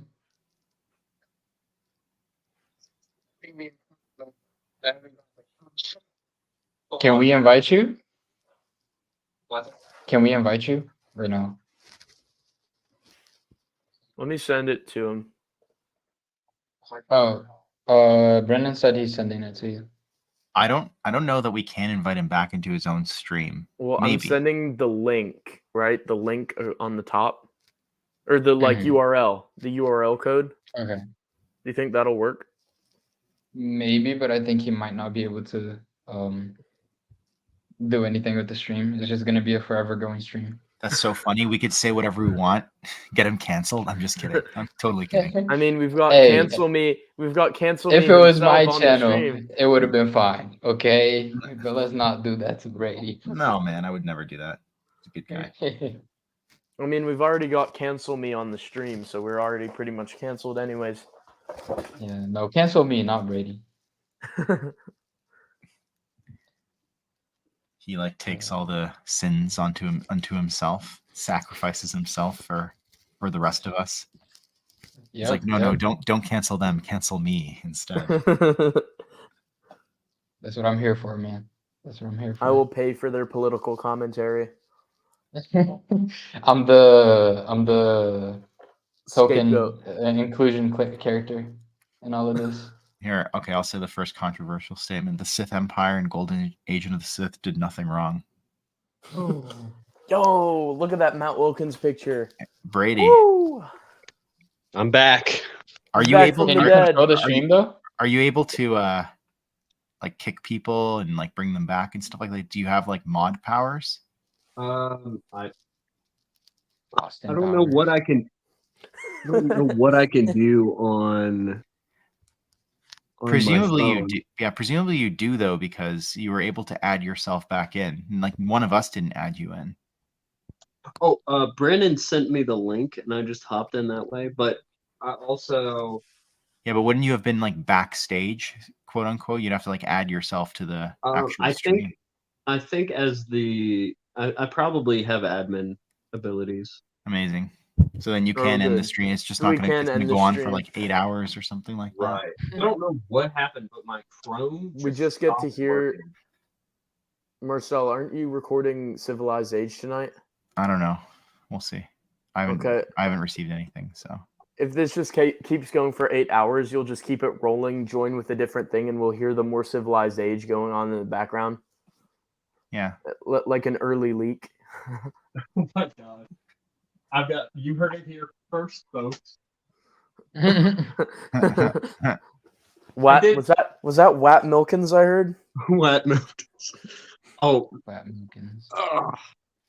Okay, I gotta get all comfortable now. What is this, bro? All right, hold up. Let me show you guys something.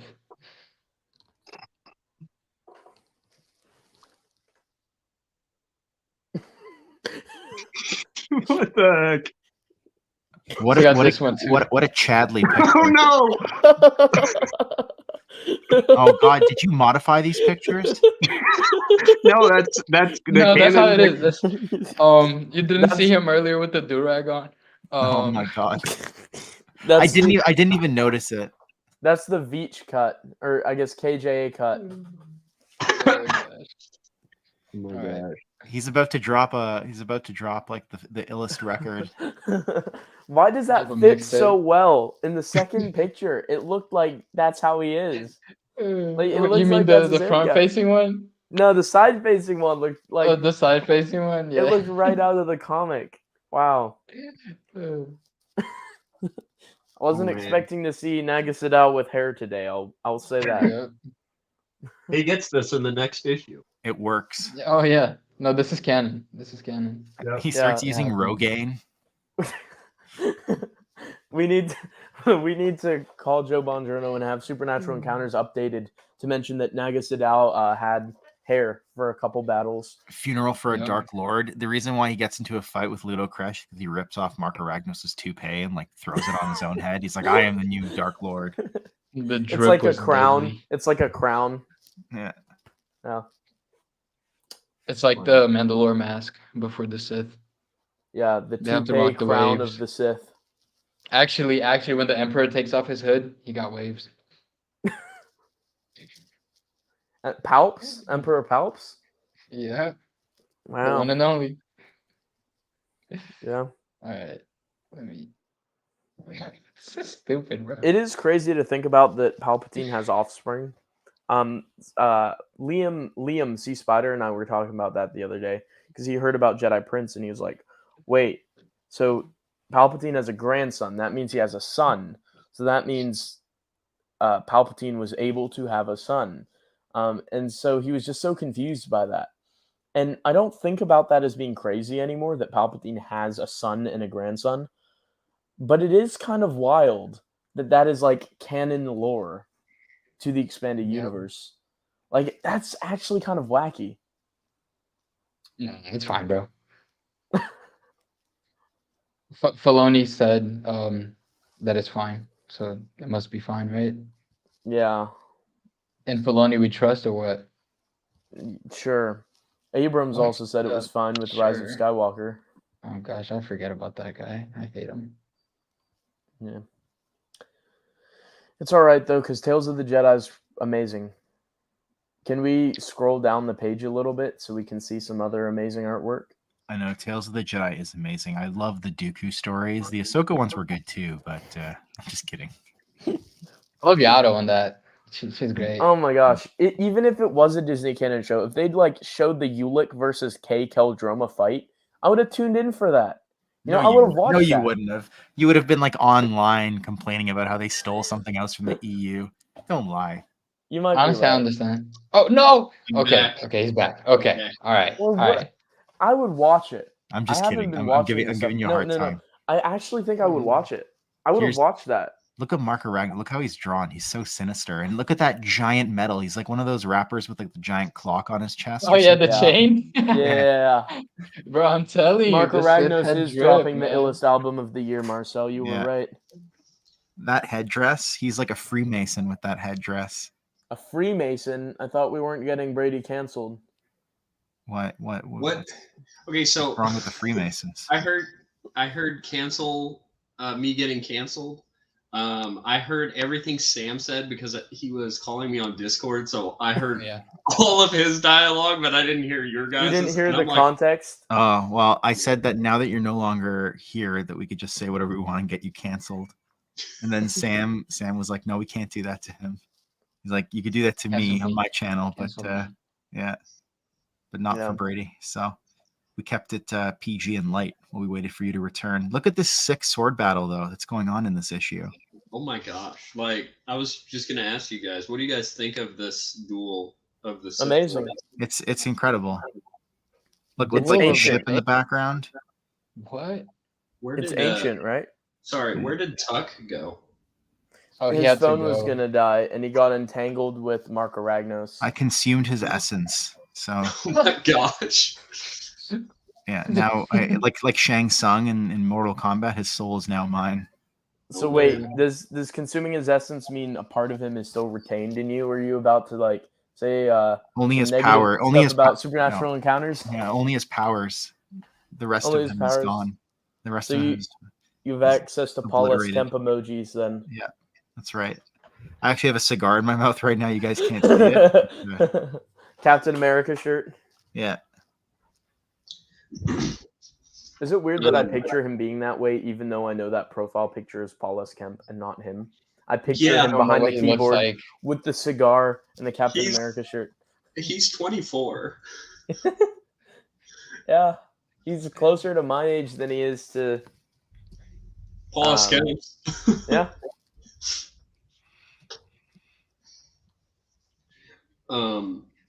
What do you guys think of Sith ghosts of Sith Lords? Right, because it's like fine. it's like have some people argued that it undermines like Jedi Force spirits like as being think pure so. and like fighting the good fight and getting to be like a ghost? Yeah. I think it's cool. Like Well- if you use enough dark arts to stay beyond entering the Force stream and manage to stay out of chaos, it means you're a powerful being, right? George approved it, but later changed his mind and said that like dark side users can't live on after death, right? So now we Oh. have this. Yeah, now we have this like weird Tales of the Jedi contradiction. Well, it's not really a contradiction, so to speak, but it's like the creator doesn't really approve of it anymore. I would Yeah. say George that Lucas is gonna say the opposite thing tomorrow, you know? I don't think he cares about Star Wars as much anymore. But I was gonna say that I think that with the dark side users, it seems like they're tied to. It's almost Objects, right? like an object or something like that. Like Mhm. almost like they're tied to like their remains or some kind of Yeah. special object. Mm. So it's almost like It's not you know, OP. It's fine. yeah, Yeah, just don't you're really right. mind It's it. like in the Book of Sith, they talk about how they like imbue their spirits onto objects, yeah. like pendulums and bracelets and stuff like that, and like they like enchant it and imprint themselves onto it so that they can live on after death. So yeah, maybe that pendulum is his tether to the real world still. Yeah. Yeah. What do you think, Sam? Yeah, I think it's fine. Like, it's not really. It doesn't bother me because it's not OP. It's just like they're very limited in what they can do. Yeah. It's not like a Force Ghost, so I don't really mind it. I don't think it breaks continuity or canon or anything. So yeah, that's just Okay. me though, Yeah. with my limited knowledge. No, I I'm don't not- think it does either. I think it's just George Yeah. Lucas changing his mind. You know. Right. I love George, but sometimes he has like opinions that I'm just like, yeah, bro, you could have kept that one to yourself. You know. Right. Yeah. Yeah. Which he's gonna change his mind with his property because I mean he read Mhm. these from what we can assume. Um, I mean, if you had created something, I would be reading every piece on it that I could, Mhm. especially the visual things. Like he loved visuals, and that's what he went for. But um, after this, he tells them to stop fighting, um, and to fight the right kind of battles. Um, Mhm. but it cuts later. It cuts to was that the end of the issue? No, there's still more here. Okay. I love the swords. Yeah, it cuts to this. It's so the art, the design of the swords is really, really well done. Yeah. Oh, we lost Sam, who controls the comic. Oh, He's like actually gone. What did I miss? Had to go Oh, we were close my just door. the swords. yeah. If you I scroll love up, actual blades if you on scroll up, the in Star hilt Wars. is really intricate too.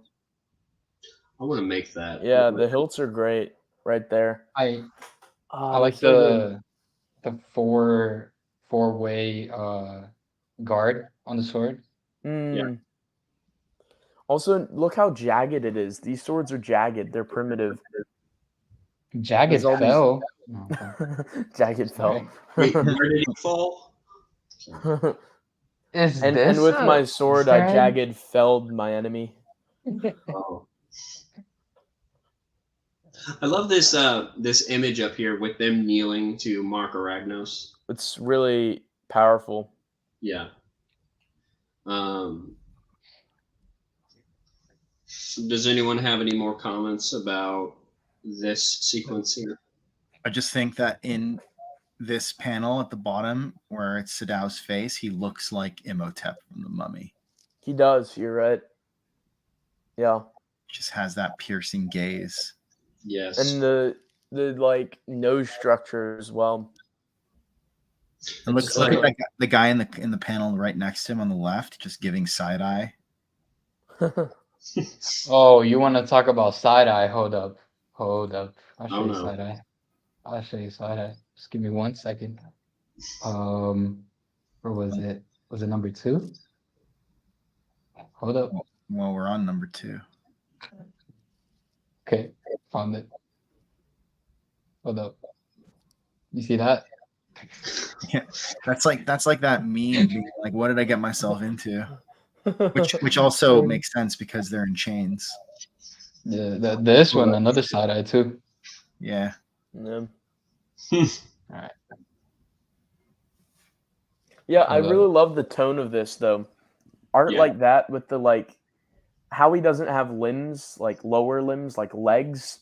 How his cloak is ripped for Mark Aragnos.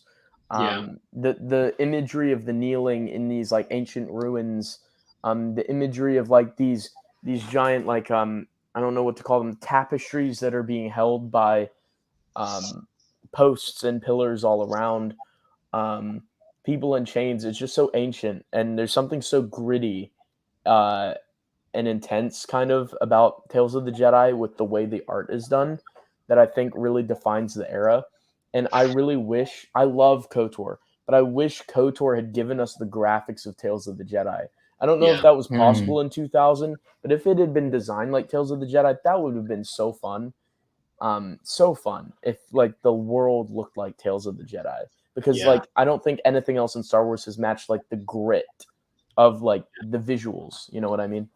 I think Dark Empire has really good art for feeling gritty. Yeah, you're right. That of course came out in the same era. Yep. And yet it also feels modern. It does. It's definitely the transition from like I'm reading the last few issues of the original Marvel run, and I feel like it's definitely a transition from that 70s art style into later the 90s art style, because the thing with the Star Wars Marvel run is that we have that 70s art, and then we later get like the 80s art, and then when you read Dark Empire, you start getting the 90s, and then you get this. And that's something I like about Star Wars, especially the expanded universe, is it's all like it goes with the time. And I feel like with the new canon, it's been what, 10 years or so. A It's all the decade, yeah. same. It's all the same art style. It feels like that, or it's just getting worse, more lazy. Yep. The But Photoshop's pretty bad in some screenshots I've been sent. well, there's some EU stuff that is bad. Yeah, Like, the Tales comic that's like all photoshopped art. what was it? Kessel Second Run. Kessel Run. Yeah, the second Kessel Run. We'll have to review that one. Yeah, that would be fun. That would be fun. On my channel, we did a stream where we just read Melvin Fett, the comic book. On the Yeah. stream. It was I so remember fun. that. Was that his cousin? Yes. So- Yeah. Yeah. His cousin. Okay. You guys I was- we should review Melvin Fett on here, like all of the comics, because we only read one. There's several Melvin Fett comics. Are there? I think there's 2 or 3. Am I wrong? I thought that was only the one. Is there only the one? Yeah. Maybe I got so much PTSD. I thought there was more than one. Let me check. I thought there was like 2, at I least. 2. wish. You wish? I wish. Yes. That was traumatizing. That was the best Mandalorian ever. He should have shown up in He should have been the Mandalorian. Yeah, not Bo-Katan, Melvin Fett. What if Anakin Skywalker Fell in fell love in with love Melvin with Fett. Melvin Fett? That's cursed. I We should, refuse to have this conversation. Melvin Fett's like, I don't know. Let me see. Where's the character? I'm trying to find it. Yeah, the story was written by someone named Tony Millionaire because he didn't want to have his real name on it. So Yeah. he just had a very obvious pseudonym. with Melvin Fett, I heard his reference in Supernatural Encounters, but I've not come across it yet. gosh. yes. It's I've canon. heard that, but I've not laid eyes upon it myself yet. But I've heard there's a reference to him. Yeah, he's only in the one comic. That's so sad. I had in my mind there was like 2 about him. Wow. Yeah. What's your dog's name? This is Duke. This is my Duke. brother's dog. Don't lie. The dog's name's Melvin Fett. He just didn't want to tell you guys who made up some fake Yeah, name. this is Melvin Fett right here. The one Hello. and only. Yeah. The other dogs over here, they're barking every now and then. They want to talk about Tales of the Jedi. All of them are saying they like the Veach stuff better than the Anderson stuff, which is interesting. That's a hot take. Mm. So going back to the issues, we see that Odin gets a vision or has a dream of the coming storm, and during this time, the Empress and the Hutt, what's his name again? Arba. Arba. Arpa the Hutt. Arba. They're talking. Arby's the Hut. Arby's. The one and only. Have you seen at Arby's? You can get the a sandwich called the Meat Mountain that has like all these. It has roast beef, chicken, like 3 types of roast beef, 2 types of chicken, turkey, and a fish patty, all on one sandwich, and it's like this big. I think And Arba's blood had pressure. one too many Meat Mountains from Arby's.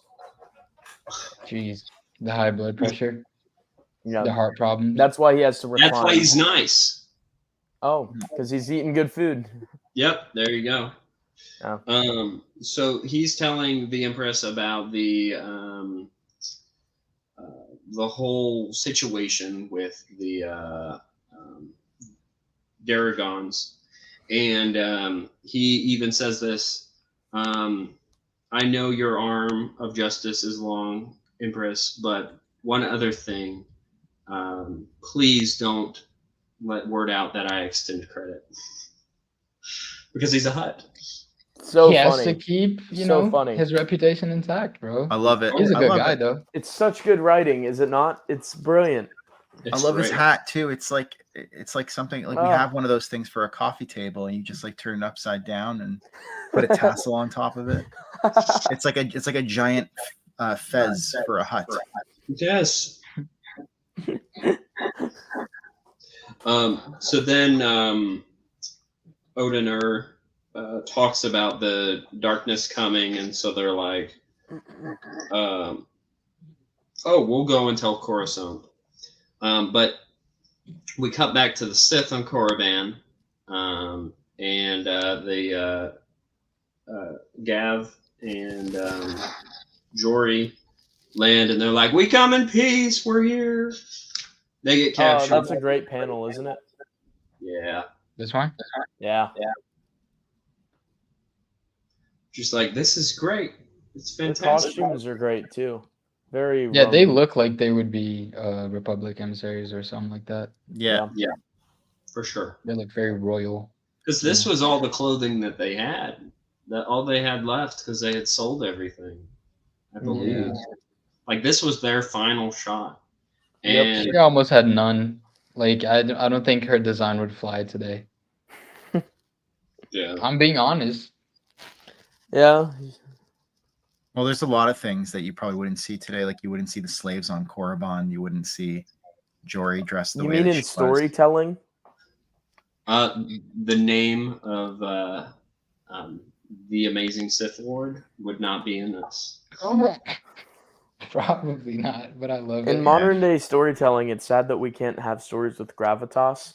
Because while there's been tragic things that have happened in history, I feel like storytelling should be able to tell good stories wherever the good story goes. I think good stories can be told within any of that, as have been done in the past with many movies covering touchy subjects of our past and doing so great, like winning Academy Awards. So I don't see why we can't continue to have movies that tackle stuff with respect and certain level of charm. Not charm, that's the wrong word, but a certain level of charisma that's unable to be pulled off by modern day entertainment. Honestly, I think it's more like offensive to not be able to use like slaves in media because it gets tied back to like slavery in America. Like it's kind of like offensive to just have that like just always tied down to that. It's like they're not like African Americans. It has nothing to do with it. Slavery is not something that's like just happens to black people, So I feel like slavery was all over the world throughout all centuries. I'm just gonna counterpoint you guys for a second because their job is to sell as many copies of this comic as possible. Yeah. And if there's something in there that's not going to appeal to one of their demographics because it's going to raise issues of past trauma or feelings of like trauma or anything like that, which that is very real for some people. You're slavery, right. Then they're just not going to achieve as much of a profit motive as they would otherwise. But I generally I think there's a way to do it and there is a way not to do it. And I think that companies are just lazy these days and they just don't want to figure out the way to try. Yeah, they don't want to figure out the way to do it properly. That's respectful. And there's a way. There's respectful, good storytelling, and then there's using it as a gimmick. Also, I mean, like the Sith Empire. I mean, they're evil. Like it's they are the bad guys. So you would expect that. It's not like it's an easy way to establish your bad guy pretty quickly. And I mean, episode 1, like Anakin's a slave. Like you know what I mean? Like it's just. But I just know that like under the auspices of Disney, Lucasfilm, I don't know that they would replicate the same storyline. If they did a young Anakin Skywalker television series like set before Phantom Menace, like I don't think they could even do that. You know what I mean? Yeah. It's just interesting, and like what you talked about is very real. There is trauma that's been carried through DNA, so that is a potentially hard thing to sell comic books, right? Like if you're covering that because you want to be safe now. people want to read a comic and feel entertained. So I feel like there's an expectation from consumers today that they're going to feel safe when they go into reading a comic, a book, or movie or otherwise. Which is a whole bigger issue that I don't think we have time for. But it's like should that be the point of like literature? Or I don't know that like Tales of the Jedi is literature. I think it is, but like I don't think anyone else in the world thinks it is. So other than us, I mean, it's okay. I think as whoever said they're clearly the bad guys. And it's not like it's something, that's glorified. Glorifying it. It's like they're clearly the bad guys, and it's to establish their society as well as being this rugged, evil, archaic society. Yeah, I mean, shoot, look at their headquarters. If you want to scroll down a little bit, Sam, like this is their castle. I don't know if this is on this issue. I don't think it is. No, it's the next one. I think it's on the next one, yeah. Should we go to the next one? Yeah. Okay.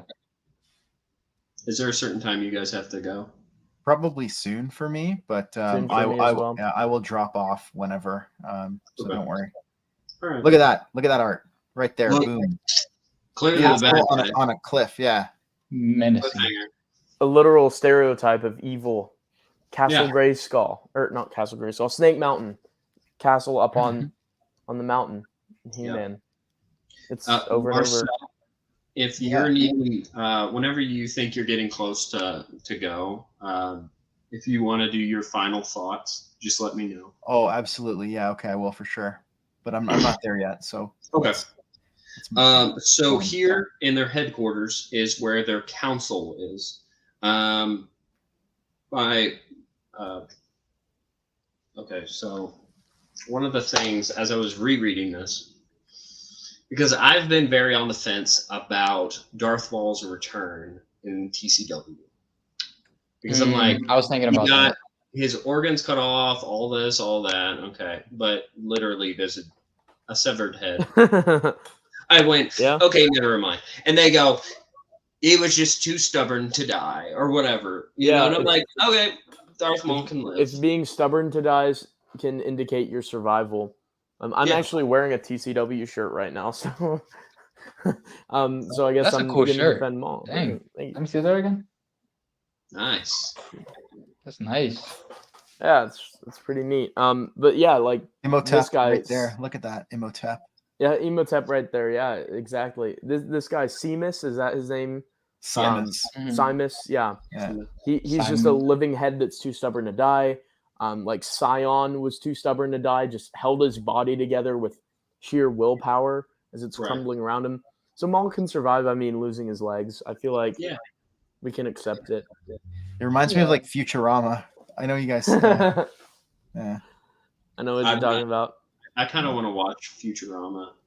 I've seen some stuff on it, but I don't really have a problem with like Maul surviving. My problem with TCW really is like the story. Like you can nitpick some stuff, but generally it doesn't bother me that much. What bothers me is that it retcons a whole bunch of stuff and it does not respect what came before. That's my biggest thing with it, That's why I don't consider it canon. It's also very convenient. That's something I've You're right. Like, especially the Darth Maul arcs, I guess. He runs into the Mandalorians, and the Mandalorians know about Obi-Wan, and Obi-Wan's his only drive, and it's like, okay, he can take over or draw an Obi-Wan, have his little revenge. All that because the Mandalorians randomly found him in space. It's simplistic writing. Some people prop it up as being really deep, and it is for a children's show. Yeah, it is, but it's not. It's simplistic compared to the wider expanded universe that had a lot of stories that I think kind of put it to shame. And not every story in the EU is a masterpiece. There's like for every Blood Ties comic, there's like a General Grievous comic or a Tales story. But like when it was good, it was great. And even the bad was like still like kind of mediocre. And so the bad in TCW I feel like is bad. And the like highs are like just Droids kind are. of mediocre and just above. You know what I mean? Yeah. Yeah. And it is complex writing for a children's show. It's just kind of simplistic compared to other stuff. Yeah, that's Yeah. true. But Especially you can do both. You can definitely do both. Like I Yeah. recently rewatched the Lego movie, the first one. Yeah. That movie, like as a child, is super like fun. Yep. But if you actually watch it as an adult, there's a super deep like message behind it. There is. There Yeah. are jokes that only adults will get. So, I mean, you can do both. Yeah. Very effectively too. The oh man, I love the Lego movie. When I saw it in theaters, it literally embodied the word epic, which was used multiple times within the film. Oh man, I wish I could experience the high of being a kid and watching a movie like that again. No animated movie like made me feel as exhilarated as that in I did theaters. school to watch it. My mom picked me up like in the middle of a class to go watch it. Nice. That's the way to do it. Yeah. So going back to the armor and the design of the characters, I'm of course a huge Lego fan. I almost want to go, which I've actually attempted on making Sith characters like this. I was very inspired after I first read this to make figures, kind of based off of them or of whatever resources I had in that.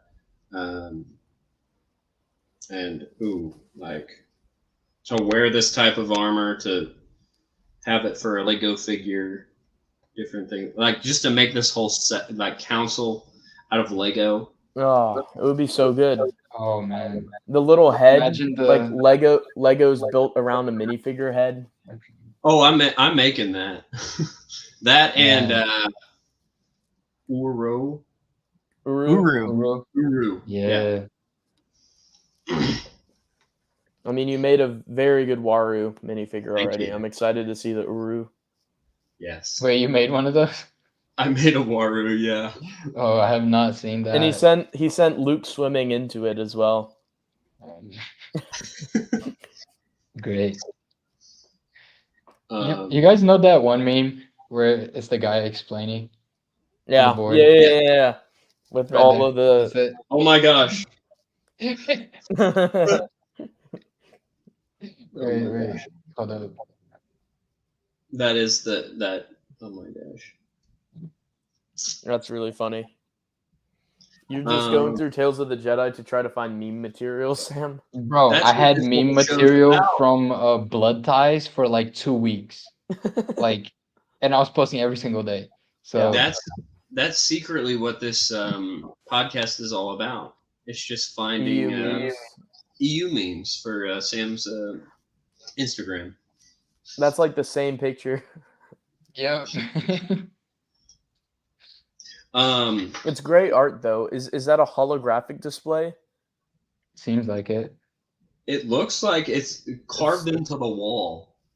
Yeah, it's very interesting. I'm just noticing that because they have full-on holographic displays in KOTOR and in Dawn of the Jedi.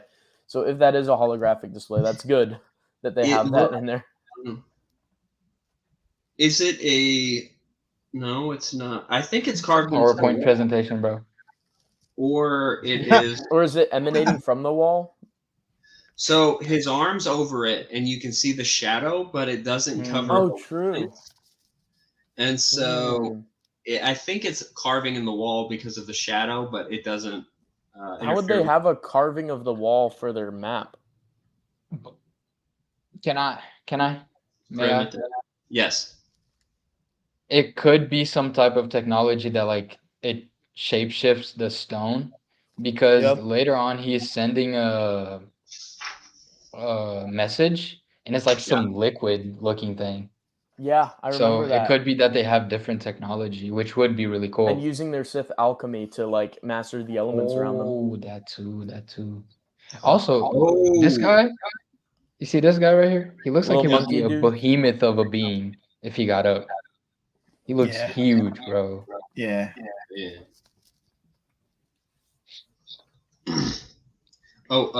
If you scroll down a little bit, you'll see, and it is our destiny. That looks just like Emotet. Oh yeah, scroll down. Go down a little bit more. Yeah, there it is. Yeah. But Look Yeah. up From the Mummy. Imhotep from the Mummy. Sam. Oh, I Put need that to up there. I need to screenshot the guy right next to him. I think it's maybe Ludo Kresh, who's just has his arms or his hands steepled like that. Class. this, And he's doing the Gendo thing from Evangelion. I'm gonna use that as like a meme now in Brennan's server. Whenever someone says something that I'm like have to think about or don't agree with, I'm just gonna put that steepled picture. contemplating. Yeah. So There's a real malice in his eyes as well. That's the yeah. perfect reaction emoji, actually. Yeah. Let me screenshot that as well. Anytime Blue Pig says anything, shout out to Blue Pig. Love you, man. When I don't bring my phone to the bathroom. Your mouse went on his head right as I was doing the screenshot. Oh, my bad, bro. My bad. No, you're good. All right, got it. See, that's what this is about. All the memes. Also, I finished doing the Look at the guy with the monocle. meme. Show us. Do you see the guy I? with the monocle beside Ludo Kresh as well? Already has the N word in it. Maybe show us on Instagram. Show us. Yeah. Everyone follow. What's your Instagram? Follow Sam on Instagram. Yeah. What is this meme? It's a V. Begins with the V for his meme not account. assume. Yeah, that's like this. That one. Wait. Hold up. I'll go on Instagram and show it off. Hold up. There you go. Oh crap! I forgot to. Okay, there.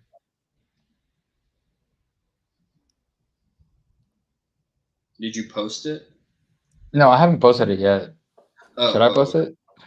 Guys, I'm not a furry, but hear me out. Is that Acer from Yeah, it's Gavin posting it. Gavin. Yeah. Go to your some of your blood ties ones. I did this one. Message to my obs. I also did this one. Yeah, I like that one a lot. Did you put the ball? Oh man, that's so awesome. You put the ball on there, or is that was there already? That was there already. Yeah, I did this one. How I pull up to the function. What else? I found this randomly, and I just thought it looked like Darth Bane. Darth Ballin. Is that Gold Dust from WWE? Yeah, I don't even know, man. But it looked like Darth Bane to me. So. Marcel, you like WWE, don't you? Yeah, it looks like Gold Dust. Yeah. Nice, that's awesome. 90s WWE, that was the best WWE. I grew up with it. We called it WWF back in my day. Yeah. My favorite era of WWF/WWE was 88 to 98. That 10 years was a sweet spot, in my opinion. It's a golden age. The Attitude Era. Yes, sir. So what do you guys think of Gav and Jory just kind of contemplating their lives and all that stuff? Even meeting with... Kind of depressing. I think they got a raw deal. Yeah. They finally chart like a new hyperspace lane, and it turns out to be right into a viper's nest. Yeah. It's tough, man. Her headdress thing is kind of like what's the Dathomirian that's in Karana T. Karana T. You're right. Kind of reminds me of that. I wouldn't be surprised if like they had something to do with that style later on. It's Kevin J. Anderson. Yeah, you're right. That's what I was about to say. True. Yeah. KJA likes his female protagonist to have a weird like skeleton headdress. Yeah. What do you guys think of the sequence after this? Whenever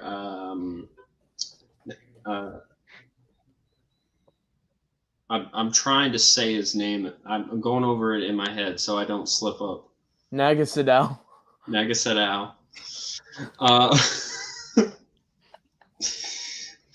So I love the sequence where he is plotting, and well, not just plotting, but executing all of this like this plan of hijacking Ludo Kresh's, his people. Wait, am I on the right place? I I don't think so. Oh, we keep going down. Scroll down a bit. Yeah. Jesus, those eyes. Have you ever seen the one meme of the soldier looking straight into the camera? Yes. Yeah. That's what it looks like. Yep. Wait, tell me when to start, by the way. I think Gav and Jory are sympathetic characters because of how down on their luck they are. Like, you want them to end up being okay, you know? Mhm. And so you just kind of feel kind of depressed. Like, I felt all gloomy when I was reading this, especially because it's like an ice fortress.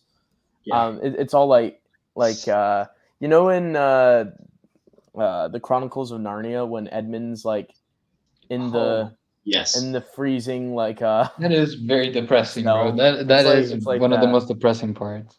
Ooh. Yeah. Yeah.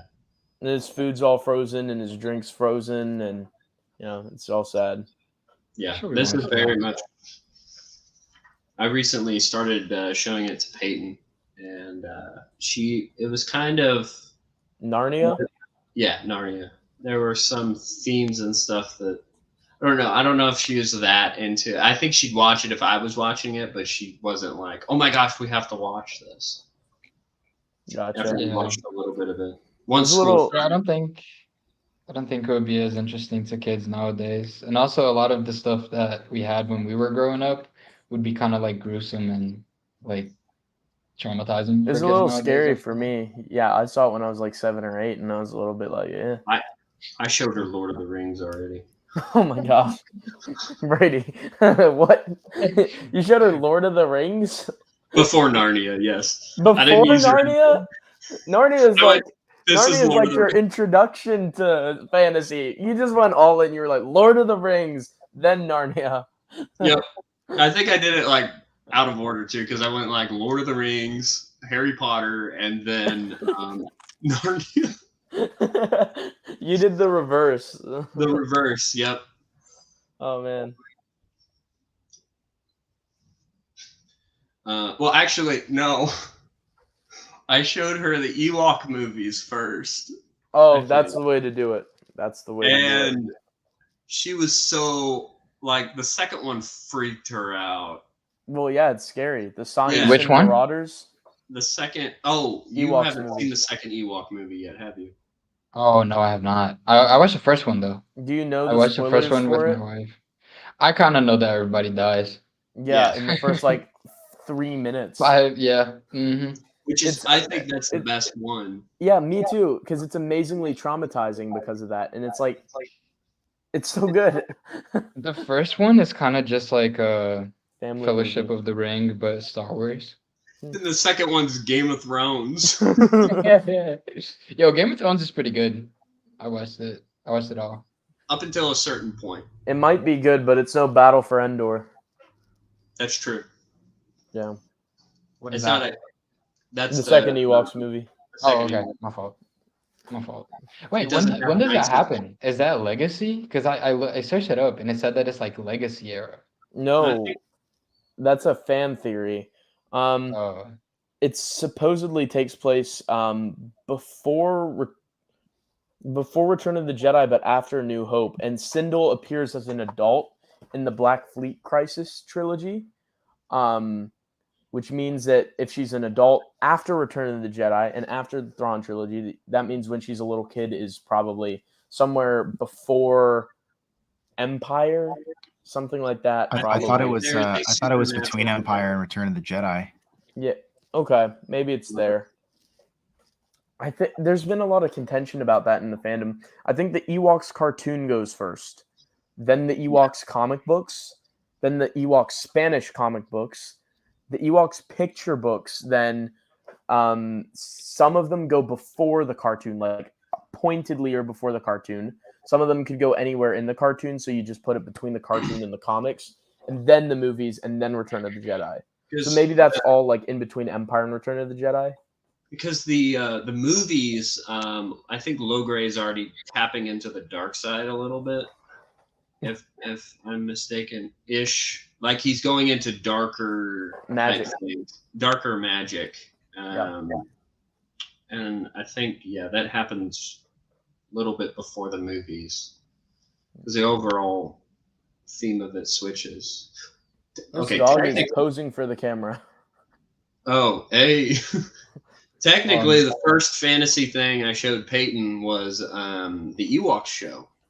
Oh, nice. She ate that up. She binged it all the time. She hasn't gone back to it, but she's a little older.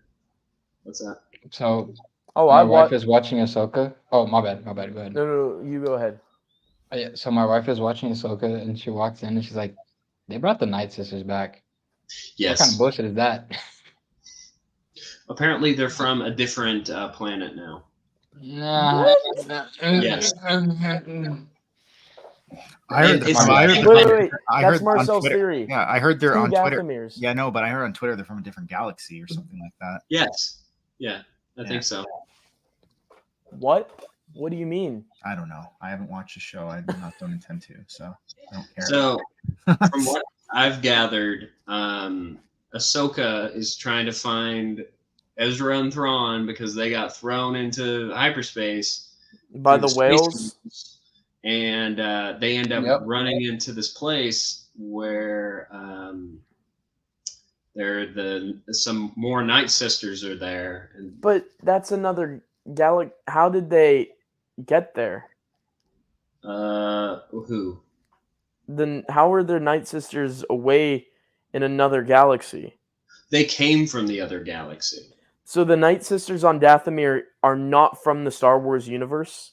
Correct. And are from a separate galaxy? Correct.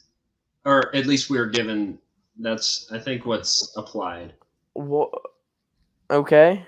I mean, I don't care.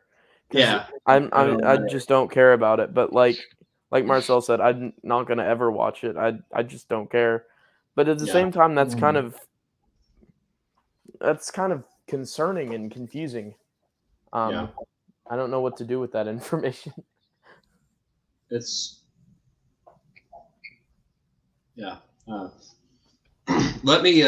let's finish up talking about this comic, and then I want to go on a full Dave Filoni hate rant.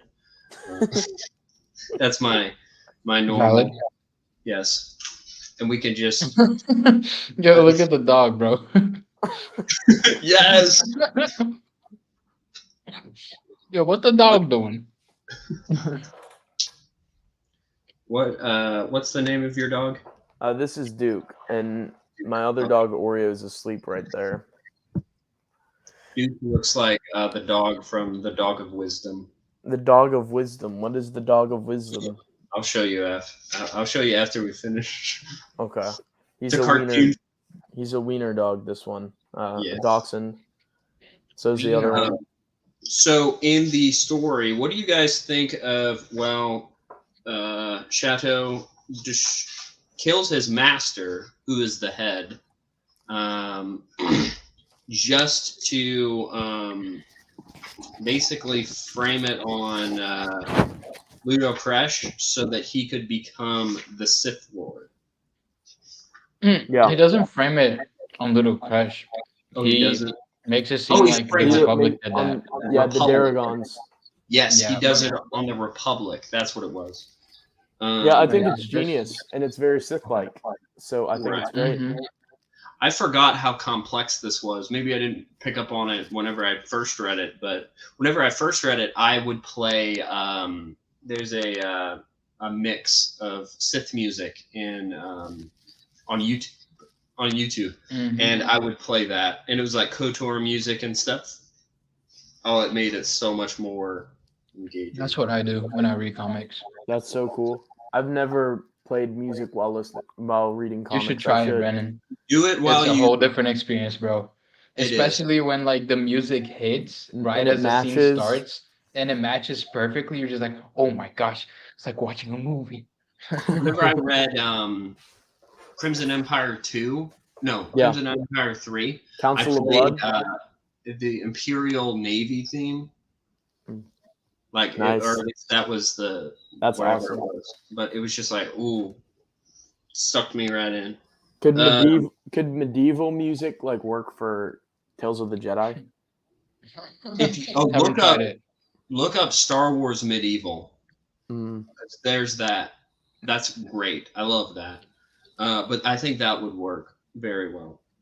What do you guys think of the kind of the initiation of becoming the Sith Lord with the bugs, biting into his forehead? Oh yeah. I love it. Has to cut out. Yeah, I love it. It's so metal. They have like that scorpion basically create the symbol of the Sith on his forehead. Yeah.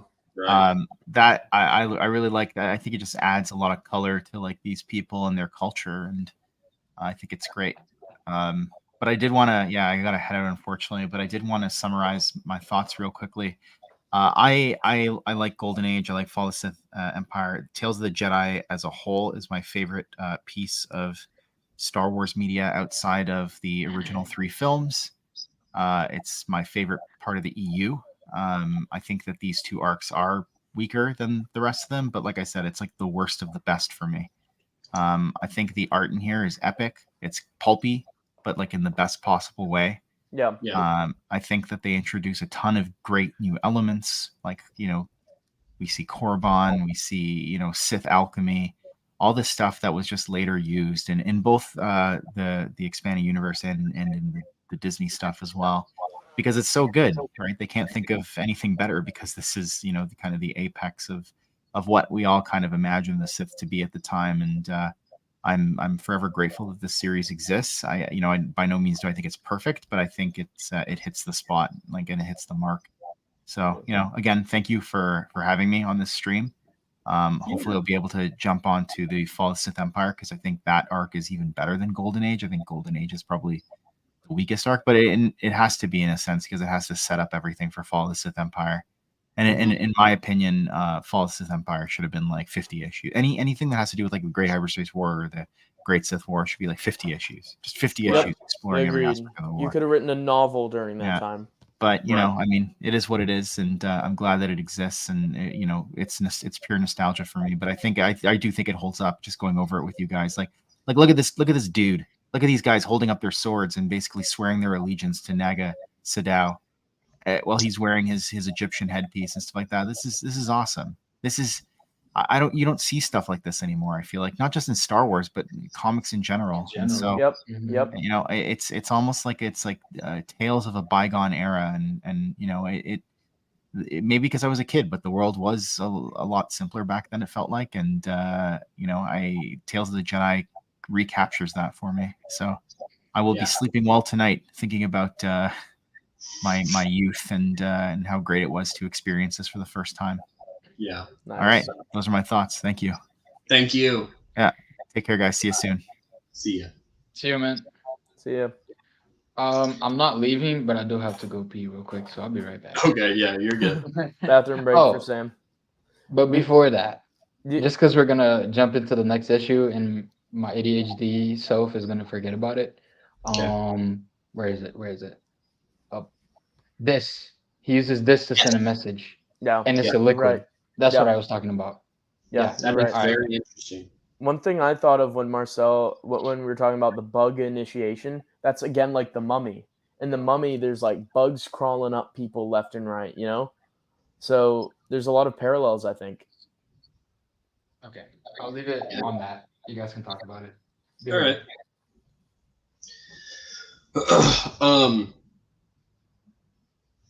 Let's see.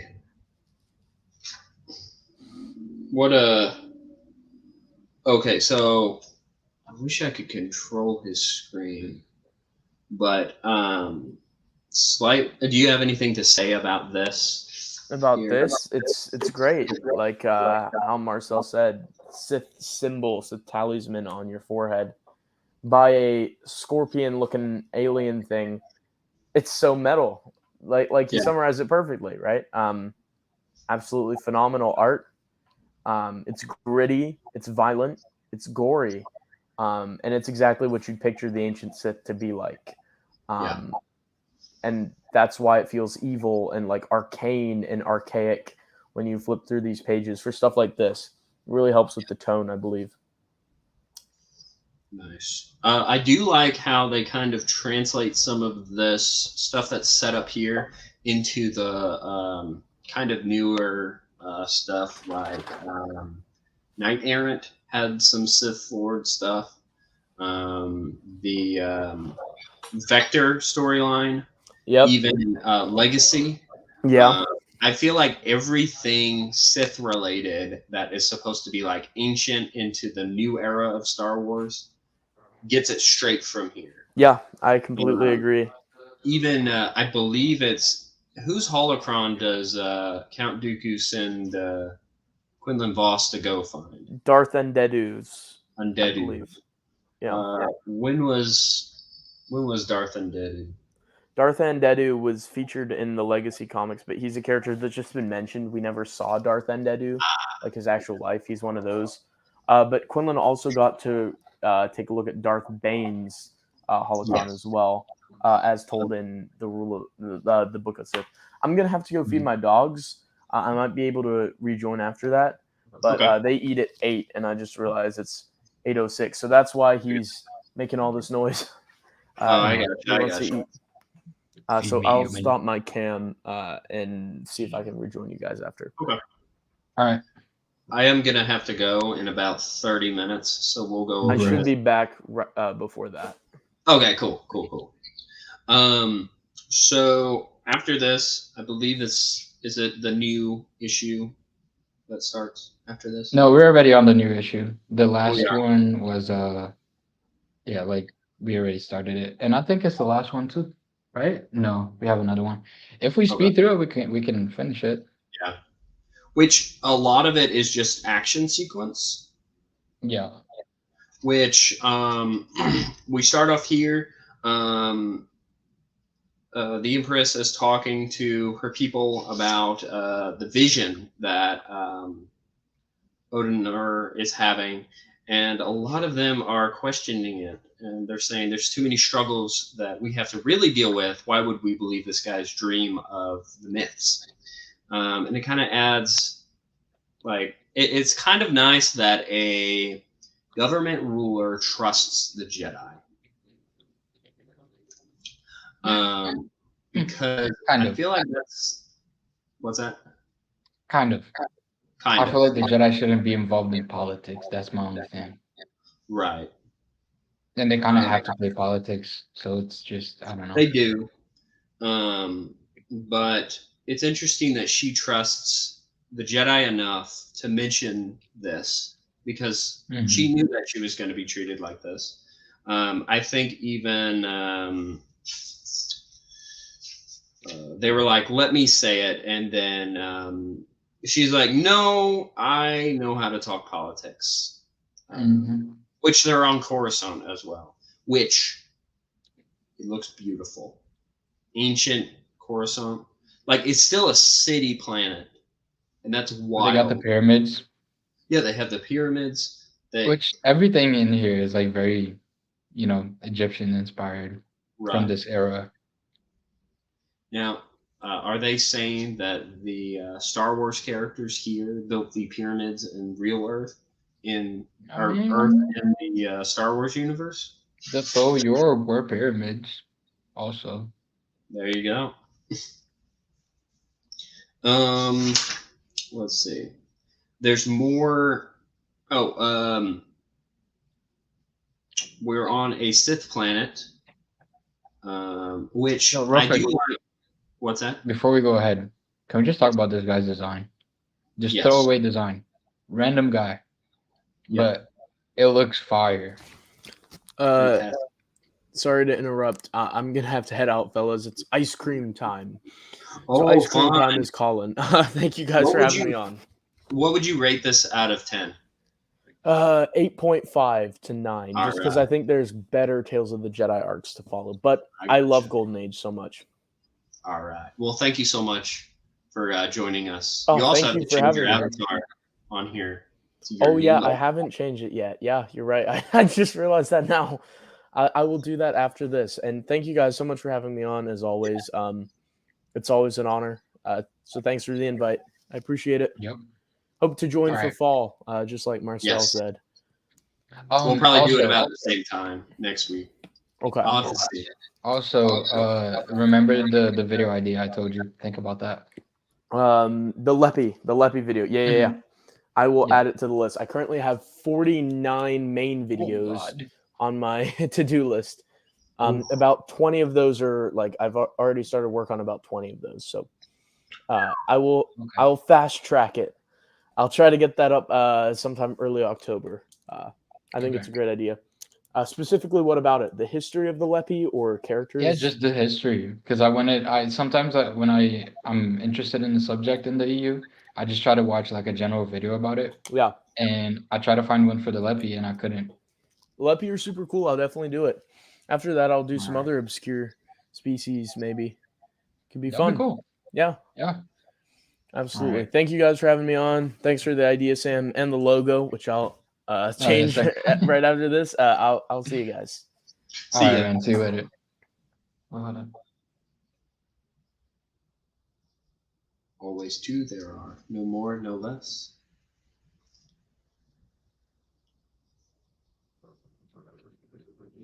There's another. So after this, we see, which I like that there's different destinations and different planets with, I just remember. from the Sith, like colonies, worlds, and different things there. And we see that Gav is being basically kind of trained. He thinks he's safe, and he was set there by Nagasato, and he's given talismans and different things to basically experiment his force powers. Mhm. And then I know, like Nagasadao is kind of using them. Yeah. But like he's being a pretty cool guy. Like he's actually like being hospitable to them, you know? Yeah, and like I like that.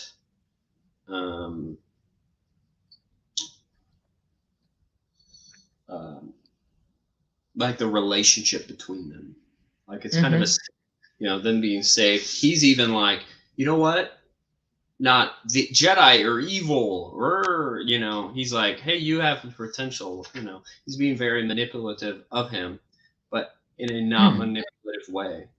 But I also feel like at this time there wasn't that like division so clearly between them because they considered themselves, from what I can tell, like descendants of Jedi. That's true. So it might not have been like so much like, oh, the Jedi are evil, and then the Jedi are like the Sith are evil.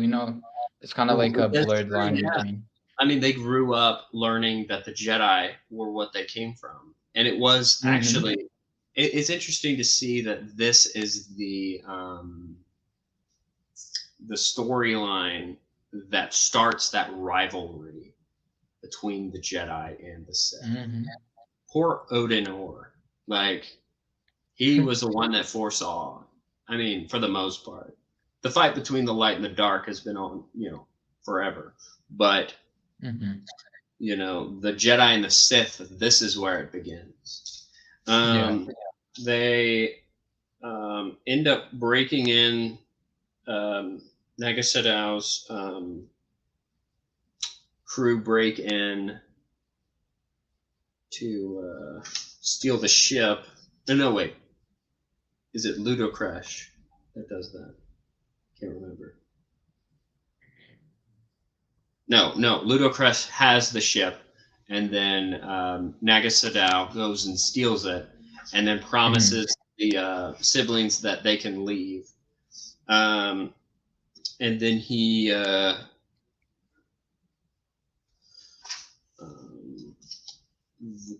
they end up being attacked. What do you mean? Like they go after the ship? Yeah, I believe so. Let me, if you don't mind reiterating this, I gotta step out for just a second. But what do you mean by reiterating? Or no, yeah, but like, I guess if you could explain what's going on real quick. I'm getting a phone call. Okay, I'm okay. sorry. No, you're good. You're good. Wait, where do we stop? Mm. Yo, he looks so badass on the throne, and also like I like the Misasi warriors. They look kind of different than what they do when they're with Exar Kun. Almost like I don't know. There's some sort of evolution there, but yeah, he comes in. He talks to forgot her name. Um, I like how he's like pretty nice to them. You know, he's still in control, but he's not being like super menacing and keeping them captive. Well, he is, but it's just not super apparent, I guess. But also, jeez, bro, look at that image right there. But yeah, they go after the ship. They try to make it look like another Republic attack. Um, Also, I love this. Like I would guess those are the cannons, maybe, because it kind of looks like the cannons in on the Mandalorian war droids, which is also something that we see later on. Oh, are you back? Yeah, that was Luke. He was asking Oh. about food. Bro. I thought he was here, but I left the door open for him so we can finish this up. Okay. Where are you at? After they take the ship. Oh, okay. Yeah, I was saying that the front of their ship looks like the cannons on the Mandalorian war droids. Mm-hmm. Yes. Which we get to see in I don't Tales know of if the those Jedi. are weapons though. Yeah. It's interesting just the design of this. Also, thank you for taking over for that. I got you, bro. Yeah, they break out. Ludocresh is up, like, no, it was him. It was Chateau. I feel like he definitely is like a softer leader, Yeah. because he's like, you know, holding the guy's dead body there, and it Yeah. seems like he's sad about it. He has some compassion, Right, for which sure.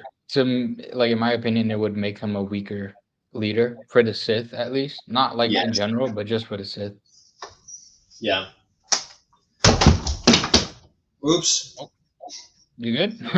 Yeah, my Boba Fett fell Oh, from behind me. Right, picture, and then Chewbacca. No, Life Day. We can't celebrate it.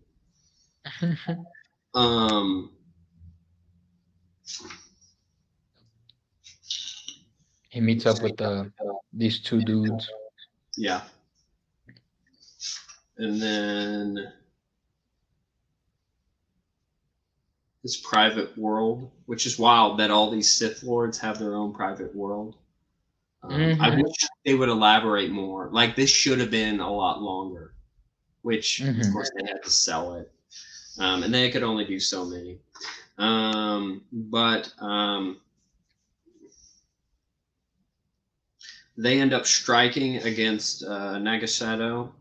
But turns out that this was just a decoy place. They end up having the ship, and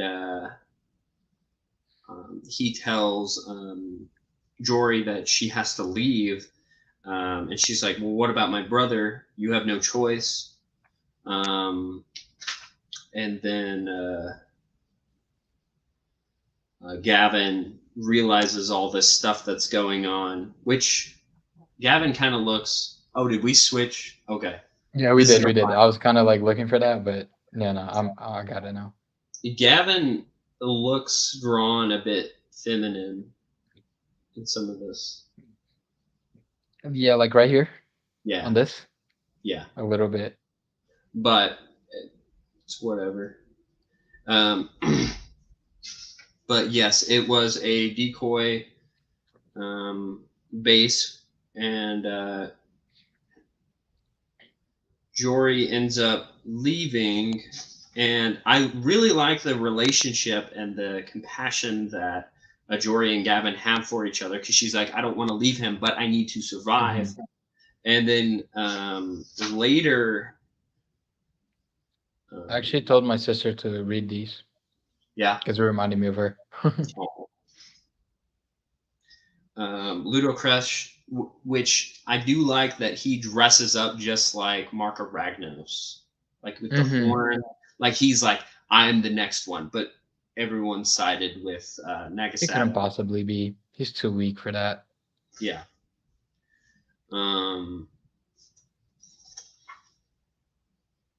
A bunch Yeah, of I do fighting. like. Oh no, what's up? Oh, I was just going through it. A bunch of fighting, a lot more fighting. I like the ship designs. They're pretty like unique looking. Yes. More like natural looking shapes, especially on these ships. Where are they at? These ships right here. Yeah. They almost look like sea creatures, kind of. Yeah.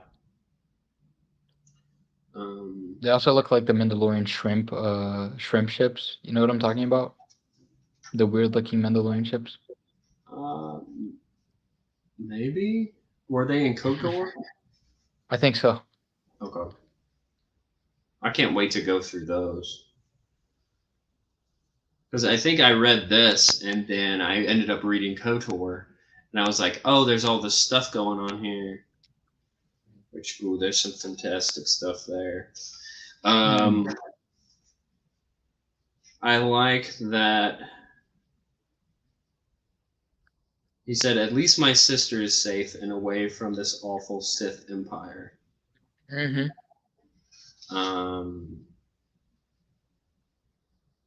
And Nagasato is, finally putting all the pieces together and is like, we will take on the Republic. Now that Jory Daragon will lead us straight to the heart of the Republic. Wait, where's that at? Because I kind of got lost.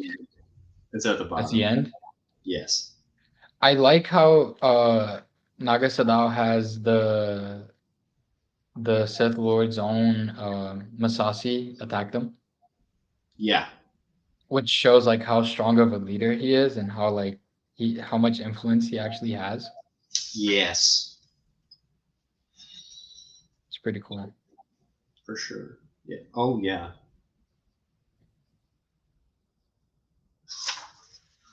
Which he's set up as like the guy. Mm-hmm. And then yeah. They're gonna follow her to Republic space. And that's the cliffhanger. Yep. What would you rate this out of 10? I'm kind of conflicted. I like the story. Yeah. I do feel like this would be the Phantom Menace of the bunch. Yeah. If that makes sense. Like it's No, not bad, but also it's not the best. But also it's like important to set up what comes after. Mm-hmm. I don't feel as passionate about the story. I do like the Sith a lot. Yeah. So there are like things that I really don't care for, and then things that I think are really cool. Yeah. I think I'll give it like a 6 or a 7.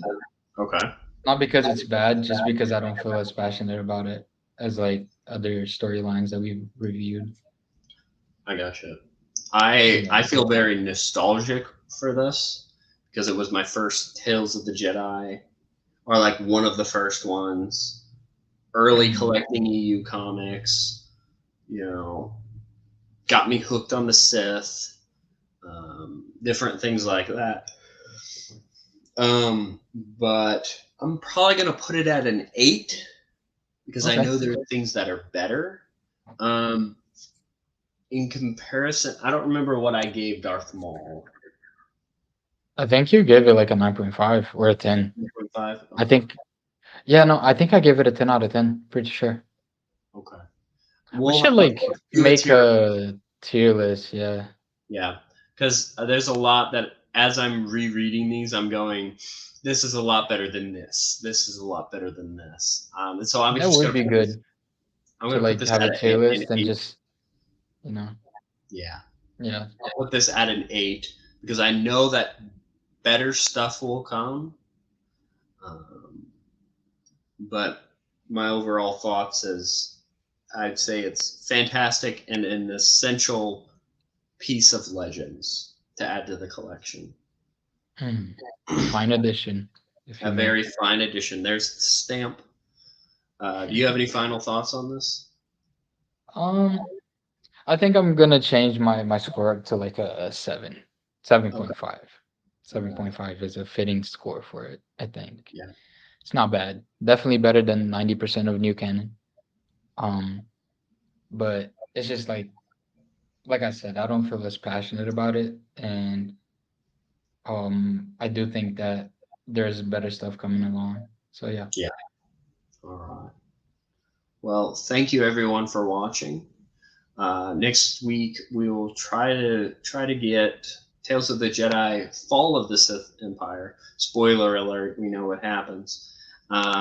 Which we'll get into the whole name and everything, our thoughts on that. But thank you so much for watching. Also, I want to thank all the guests that we had tonight. We had Tuck, we had Marcel, we had Brennan, and then we also have Sam here. Yes, sir. He's got all these memes. He loves Lego women. And he's a great, fantastic guy. You should check out Lego women. You need to check out his Instagram. Cancel me, right? Or you've got multiple. I got 2. I mean, I have like 3. I have my main that I don't really tell people to follow me on there, but I have my meme page, and I also have my main page that I showed earlier, and then I have the cancel me, which is like my streaming page. You stream on Twitch and YouTube? Twitch, YouTube, Trovo, and Kick. All right. Well, thank you for joining me on this adventure. Yes, sir. And we're almost at. I thought we were gonna push it to like 4 hours. We're at just before 3:22. Yeah, we're almost thank there. you everyone. Thank you for everyone for watching.